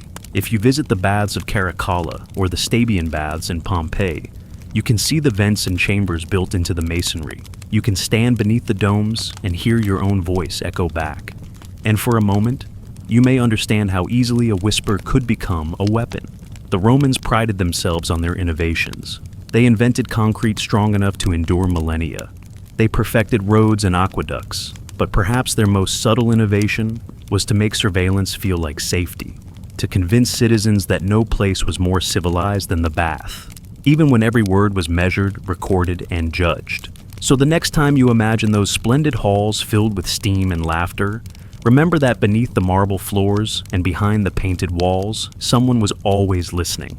And in Rome, that was often all it took to decide who would rise and who would disappear. The lantern code that moved armies without raising alarm. In the long history of Rome's rise from a cluster of hilltop villages to the most formidable empire the world had ever seen, few innovations were more quietly decisive than the art of silent communication. Among these, the lantern code stands out, a system so simple in its principle, yet so powerful in its execution, that it could move entire regiments across a city in the dead of night, without a single voice raised, without a single trumpet blast to betray intention. To the unsuspecting observer, the rooftops and battlements of a Roman city at night were unremarkable, dark silhouettes against the stars, punctuated here and there by the flickering glow of oil lamps or the embers of cooking fires. But to the trained eye, the lanterns that occasionally appeared high on towers or hung from long poles were not ordinary illumination. They were signals, prearranged patterns of light that, when read in sequence, carried commands more precise than any shouted order. The principle was older than Rome itself. The Greeks had used torch signals to convey messages over distance. But what the Romans perfected was the art of integrating these signals into the fabric of an urban stronghold, so that the movement of troops and the coordination of defenses could unfold invisibly amid the ordinary rhythms of city life. The Lantern Code relied on two core elements: consistency and secrecy. First, each unit involved in the operation had memorized the meaning of specific lantern combinations long before any crisis arose. A single lantern lit in the eastern tower, followed by 2 lanterns in the western tower, might mean assemble at the Forum. 3 lanterns in quick succession could mean seal the city gates. In other cases, a lantern lowered slowly and raised twice indicated that detachments were to split and take separate routes. Each code was rehearsed until it became reflex. The second element was concealment. The lanterns were only lit when the streets were quiet, when the din of commerce had faded and most citizens were indoors. Their sudden appearance on rooftops would pass unnoticed by those untrained to look for them. Even if a watchful enemy agent glimpsed the light, it meant nothing without the key to decode it. And the key itself was often altered from month to month, so no pattern remained predictable for long. Imagine for a moment the effect of this system in a city bracing for unrest. Perhaps word had come that a rival faction planned to incite a riot at dawn. Perhaps rumors circulated that a neighboring power was plotting an assassination. The consuls and magistrates could not risk a public mobilization of soldiers. Such a spectacle would only confirm suspicions and feed panic. Instead, they would gather their officers in a private chamber, issue sealed instructions, and wait. As midnight approached, an officer on the Palatine Hill would climb to a watchtower and signal the first code. Far across the rooftops, another watchman would see it, nod to himself, and light the next sequence. In moments, the message rippled across the city's darkened skyline, unseen by most, but unmistakable to every centurion on duty. Within minutes, soldiers began to move, not in columns marching openly down the main avenues, but in small, silent detachments, slipping through side streets and alleys toward predetermined positions. By the time dawn broke over the tiled roofs and marble temples, the city was fully secured. Gates had been bolted. Bridges were under guard.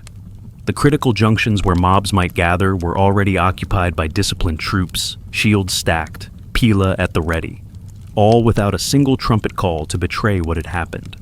This was the genius of the Lantern Code. It turned the essential work of military coordination into something as quiet and ordinary as the lighting of a household lamp. Its success depended not merely on the technology, the simple flame behind a horn window, but on the discipline and institutional memory of Rome's legions. Every man involved had to trust that the signals would be given precisely, that no watchman would grow careless or panicked. Training was relentless. Rehearsals were conducted at dawn, at dusk, and under every imaginable weather condition. Soldiers practiced decoding signals in wind and rain, ensuring that no circumstance would leave them blind. The system also offered a psychological advantage. Because it operated invisibly, it deprived potential conspirators of the certainty they needed to act. In Rome's volatile political climate, where rival factions were forever poised to exploit any moment of weakness, this ambiguity was invaluable. No one could know for sure whether troops were standing by in readiness or dispersed in their barracks. The Lantern Code concealed not only Rome's intentions, but her very state of preparedness. Over time, the practice evolved. In some cities, colored glass was placed over lanterns to expand the possible combinations. Red light to signal urgency, blue to indicate caution, white for routine orders. In others, the height at which a lantern was raised on its pole added further nuance. A high lantern might mean move immediately, while a low lantern conveyed stand ready but do not advance. The more complex the code became, the harder it was for an enemy observer to interpret even if he managed to glimpse it. One of the most striking accounts of this system in action comes from the late Republic, when political violence had become almost commonplace. In a single night, according to some chroniclers, a consul used lantern signals to assemble detachments from 4 separate cohorts, deploy them to block the alleys around the Capitoline Hill, and arrest a group of conspirators before they could flee the city. The operation was over before most citizens even learned it had begun. But not every use of the lantern code was so dramatic. In times of peace, it could be used for mundane logistics, alerting garrisons that a shipment of grain was approaching, or signaling the start of a civic ceremony. In that respect, the lantern code was more than a military tool.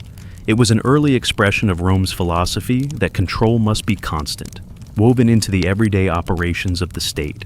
To manage an empire that spanned continents, Rome needed not only roads and legions, but reliable channels of communication. The lanterns, flickering in the night sky, were silent witnesses to that ambition. Today, when we walk among the ruins of Roman walls and towers, we rarely think about how the night once came alive with coded light. The stones remember, even if the chronicles are sparse, because it was precisely the point that, most of the time, no record remained. The orders were given, the lanterns were extinguished, and life returned to its ordinary rhythms, oblivious to the quiet machinery that kept the city from chaos. In that respect, the lantern code was a perfect symbol of Rome itself. At once grand in scale and meticulously precise, reliant on the discipline of many, but orchestrated by the will of a few. It was proof that the greatest empires are not always those that shout their power the loudest, but those that master the art of moving unseen. And so the next time you imagine Rome's legions marching in the noonday sun, remember also the small flames that glimmered in the darkness, sending their silent instructions across rooftops, one lantern at a time. The stone benches that turned citizens into unwitting judges. Picture yourself walking into a Roman forum on a cloudless morning, the marble paving still cool from the night air. Vendors hawk bread and dates. Advocates rehearse speeches under the colonnades. But you're not here to watch a trial.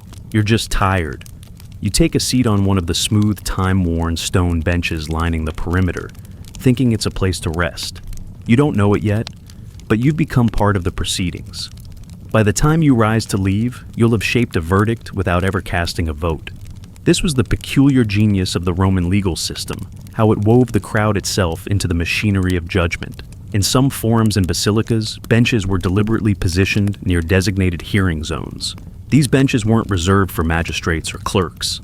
They were left open to ordinary citizens who might wander by or linger out of curiosity.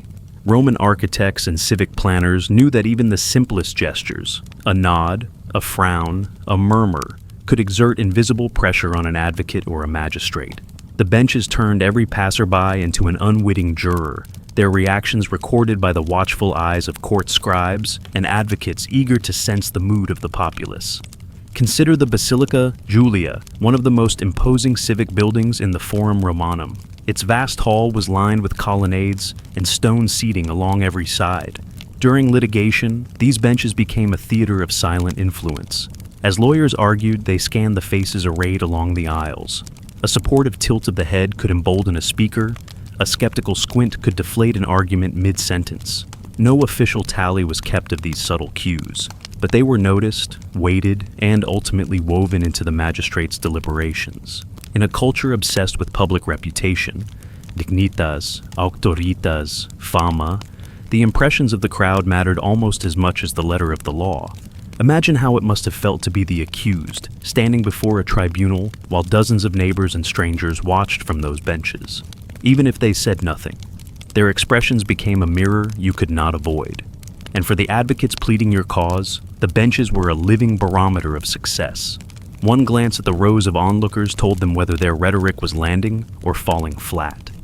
They adapted in real time, shifting tone or emphasis, all to coax a flicker of approval from the faces in the colonnade. Sometimes this phenomenon was more deliberate.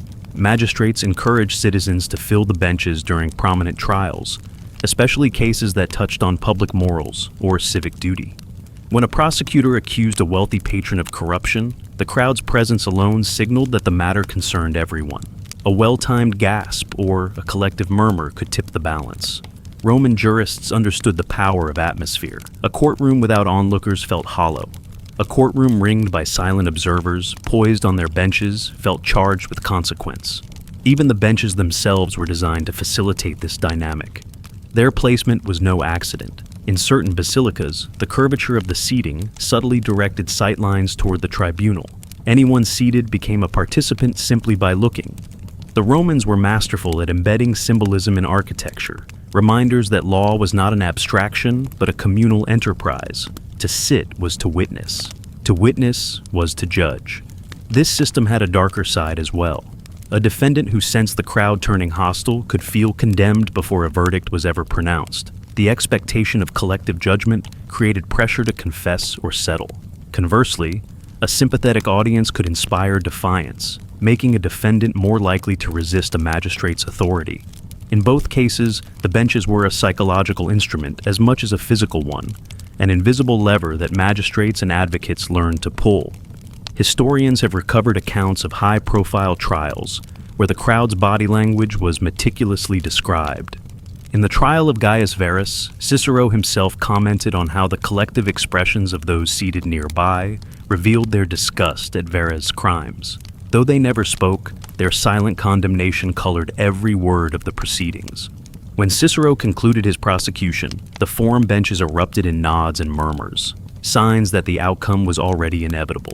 Archaeological studies of these forums reveal how the benches were integrated into the architecture of influence. In the Basilica Ulpia in Trajan's Forum, for example, seating was built into long arcades so that hundreds could watch even routine legal business. In smaller provincial forums, the same design principles held. Open benches within earshot of the magistrate's dais. No barriers separated audience from trial. Anyone who sat became part of the judgment, whether they intended to or not. Over centuries, this practice shaped Roman legal culture itself. Verdicts were rarely the product of pure law in isolation. They emerged from a theater of public perception, a dance of arguments and reactions. Even in modern times, echoes of this system survive. Courtrooms still accommodate spectators whose presence is meant to guarantee transparency, but whose reactions, however subdued, can tip the scales. If you could stand in those spaces today, with the marble worn smooth by countless lives, you might feel the same tension that once electrified the air. The benches are empty now. The voices are silent.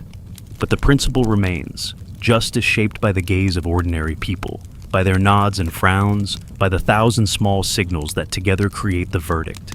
So, the next time you imagine Rome, don't picture only its legions and emperors. Remember the stone benches, unassuming slabs of marble that turned passers-by into judges, that blurred the line between witness and participant. They remind us that in every society, the power to decide guilt or innocence is never confined to the courtroom alone. Sometimes it sits quietly at the edge of the stage, watching, reacting, deciding without a word. The temple drainage that told the Senate when gods were angry. In the heart of ancient Rome, temples were more than places of worship. They were theaters of power, stages where religion and politics collided in elaborate rituals designed to bind citizens to the will of the state.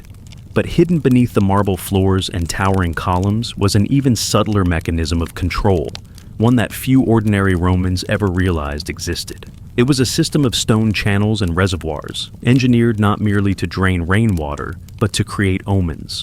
Omens that priests could interpret as the voice of the gods, and that senators would be forced to heed, whether they believed in them or not. Imagine a storm sweeping over the city, sheets of rain hammering terracotta roofs and flooding the courtyards of the temples. As the water cascaded from the eaves, it gathered in great basins set into the floor, massive stone cisterns that seemed at first glance to serve only a practical purpose. Yet these reservoirs were connected to a maze of drainage channels running beneath the sanctuary. Priests maintained them with almost obsessive attention, clearing debris and adjusting flow with hidden levers. To any observer, it appeared as the routine work of temple servants. But in truth, every drop of water was being measured and monitored. The real power of this system lay in its ambiguity. At certain temples, especially those dedicated to Jupiter, whose storms were said to be the embodiment of divine wrath, an overflowing reservoir was interpreted as a sign that the god himself had been provoked. The channels were engineered so that only sustained rainfall or deliberate obstruction could cause this overflow. And therein lay the secret. A priest who wished to deliver a warning or exert political leverage needed only to partially close a valve deep in the temple's undercroft. The next rainfall would fill the cistern beyond its brim, pouring across the sanctuary floor in a spectacle designed to terrify and inspire. When this happened, the priest would declare that Jupiter had spoken. Rituals would be held to purify the space, but the event itself could not be ignored. Senators were summoned to hear the pronouncements. Even those who privately doubted the supernatural had no choice but to treat the overflow as a serious omen. After all, the public believed, and public opinion could be as dangerous as any legion. Records from the late Republic show that these so-called divine warnings were often announced at moments of political crisis. When debate raged over war budgets, land reforms, or the trial of a popular general, the priests might suddenly report that the sacred drainage channels had overflowed. The implication was clear. The gods were displeased. To proceed without appeasement risked inviting catastrophe. It was a masterstroke of psychological warfare, cloaked in the sanctity of religion. The engineering behind the system was as precise as it was secretive. The channels were cut from limestone and lined with lead to prevent seepage. Some were no wider than a man's hand, others broad enough to crawl through. Access was restricted to a handful of senior priests who possessed the knowledge to calibrate the valves and measure water levels. They kept wax tablets recording the rainfall and outflow, documents that served both practical and political purposes. In the event of a contested omen, these records could be cited as proof, though, of course, few outsiders ever saw them. Beyond Rome itself, similar systems existed in the temples of Ephesus, Delphi, and Alexandria. Each culture adapted the method to suit its local deities, but the principle remained constant. Control over the interpretation of natural events equaled control over the decisions of men. A storm was never just a storm. It was an opportunity to reinforce the narrative that the gods were always watching, judging, and responding. Consider the impact this had on ordinary citizens. To them, an overflowing reservoir was not an accident of weather or architecture. It was divine displeasure made visible. The idea that priests alone could read these signs elevated them above mere administrators of ritual. They became mediators between heaven and earth, capable of influencing the Senate itself. When rumors spread that Jupiter's anger had flooded the temple floors, fear rippled outward through every district of Rome. Senators who ignored such portents risked being branded as impious, a charge that could destroy reputations and end political careers. This system also allowed for subtle extortion. When a powerful senator or wealthy patron wished to pass legislation that would harm the priesthood's interests, they sometimes found themselves facing an unexpected overflow. In such moments, the only remedy was an offering: gold, land, or political concessions. Once the priests were satisfied, the next rainfall would mysteriously drain without incident. The gods, it seemed, were appeased, and life in the city could return to normal. Yet, not all omens were manufactured. Sometimes, genuine storms did overwhelm the drainage channels, but this only made the system more credible. Because natural floods did occur, the priests could point to the occasional authentic overflow as proof of divine agency. This blend of truth and manipulation was what made the practice so effective. Skeptics could never fully prove their suspicions, while believers saw each event as a reaffirmation of faith. The psychological effect was profound. Even the most hardened senator, trained in rhetoric and strategy, could not fully dismiss the fear that perhaps the gods really were watching. After all, Rome's victories had been credited to divine favor. Its disasters had been blamed on collective sin. In this worldview, ignoring an omen was tantamount to inviting ruin. The story of these temple drainage systems is a reminder of how engineering and belief can merge into something more powerful than either alone. The priests understood that water had symbolic weight. It cleansed, it nourished, it destroyed. By mastering its movement, they created a language that transcended politics. A language of fear, awe, and inevitability. Today, as we study the remnants of these stone channels, it is easy to see them as relics of superstition. But in their time, they were instruments of extraordinary influence. Every drop of rain that fell into a temple cistern carried with it the seeds of potential upheaval. Every overflow was a calculated message, crafted to bend the will of the most powerful men in the Republic. And so, the next time you hear the rain tapping against a window or watch water coursing through a gutter, remember that in ancient Rome, such simple things were never merely natural. They were tools of persuasion, levers of control, and the quiet heralds of gods whose voices spoke not in thunder, but in the silent rising of a hidden reservoir. The wind capture towers that manipulated smoke to create omens. In the ancient world, people looked for meaning in every flicker of a candle flame and every curl of rising smoke. But in some sacred sites, these natural signs weren't left to chance. Hidden above the altars and incense burners stood wind capture towers, architectural devices designed to control the invisible currents of air. From the outside, these towers looked like simple extensions of the shrine roof, sometimes topped with decorative spires or vented lanterns. Few worshippers suspected they were carefully engineered tools of influence. Their true purpose was to manipulate the movement of smoke, creating omens that served the ambitions of those in power. In certain Hellenistic and Roman sanctuaries, hollow pillars ran from the roof to the ritual hearths below. These shafts connected to small chambers under the tiles, where angled slats or perforated copper plates could channel airflow into precise directions. On calm days, a hidden servant or priest could open or close vents to generate subtle currents. When incense was burned, the rising column of aromatic smoke appeared to shift and dance unpredictably.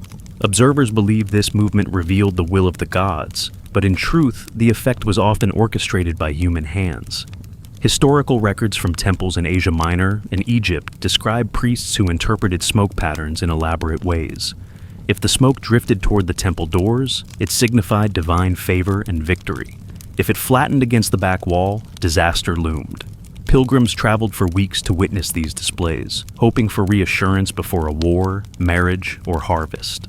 The belief was so strong that entire military campaigns hinged on the outcome of a single incense ritual. Generals stood beside the altar, waiting for a priest to proclaim that the gods smiled upon their cause.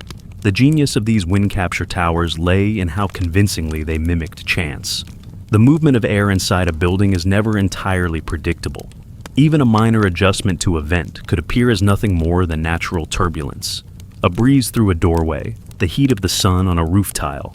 Any of these could plausibly explain why smoke wavered to the left instead of the right. This ambiguity was vital. To maintain authority, the omens had to feel authentic. If the manipulation was too obvious, it would shatter the illusion of divine involvement. There are accounts in Roman literature of times when the system backfired.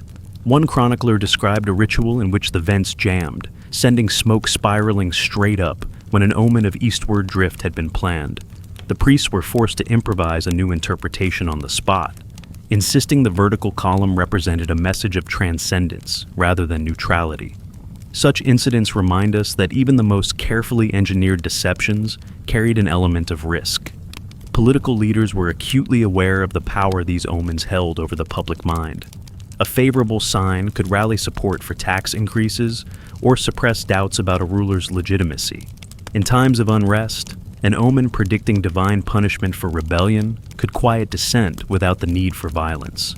The wind capture towers became an unspoken instrument of statecraft, a way to align popular belief with official policy.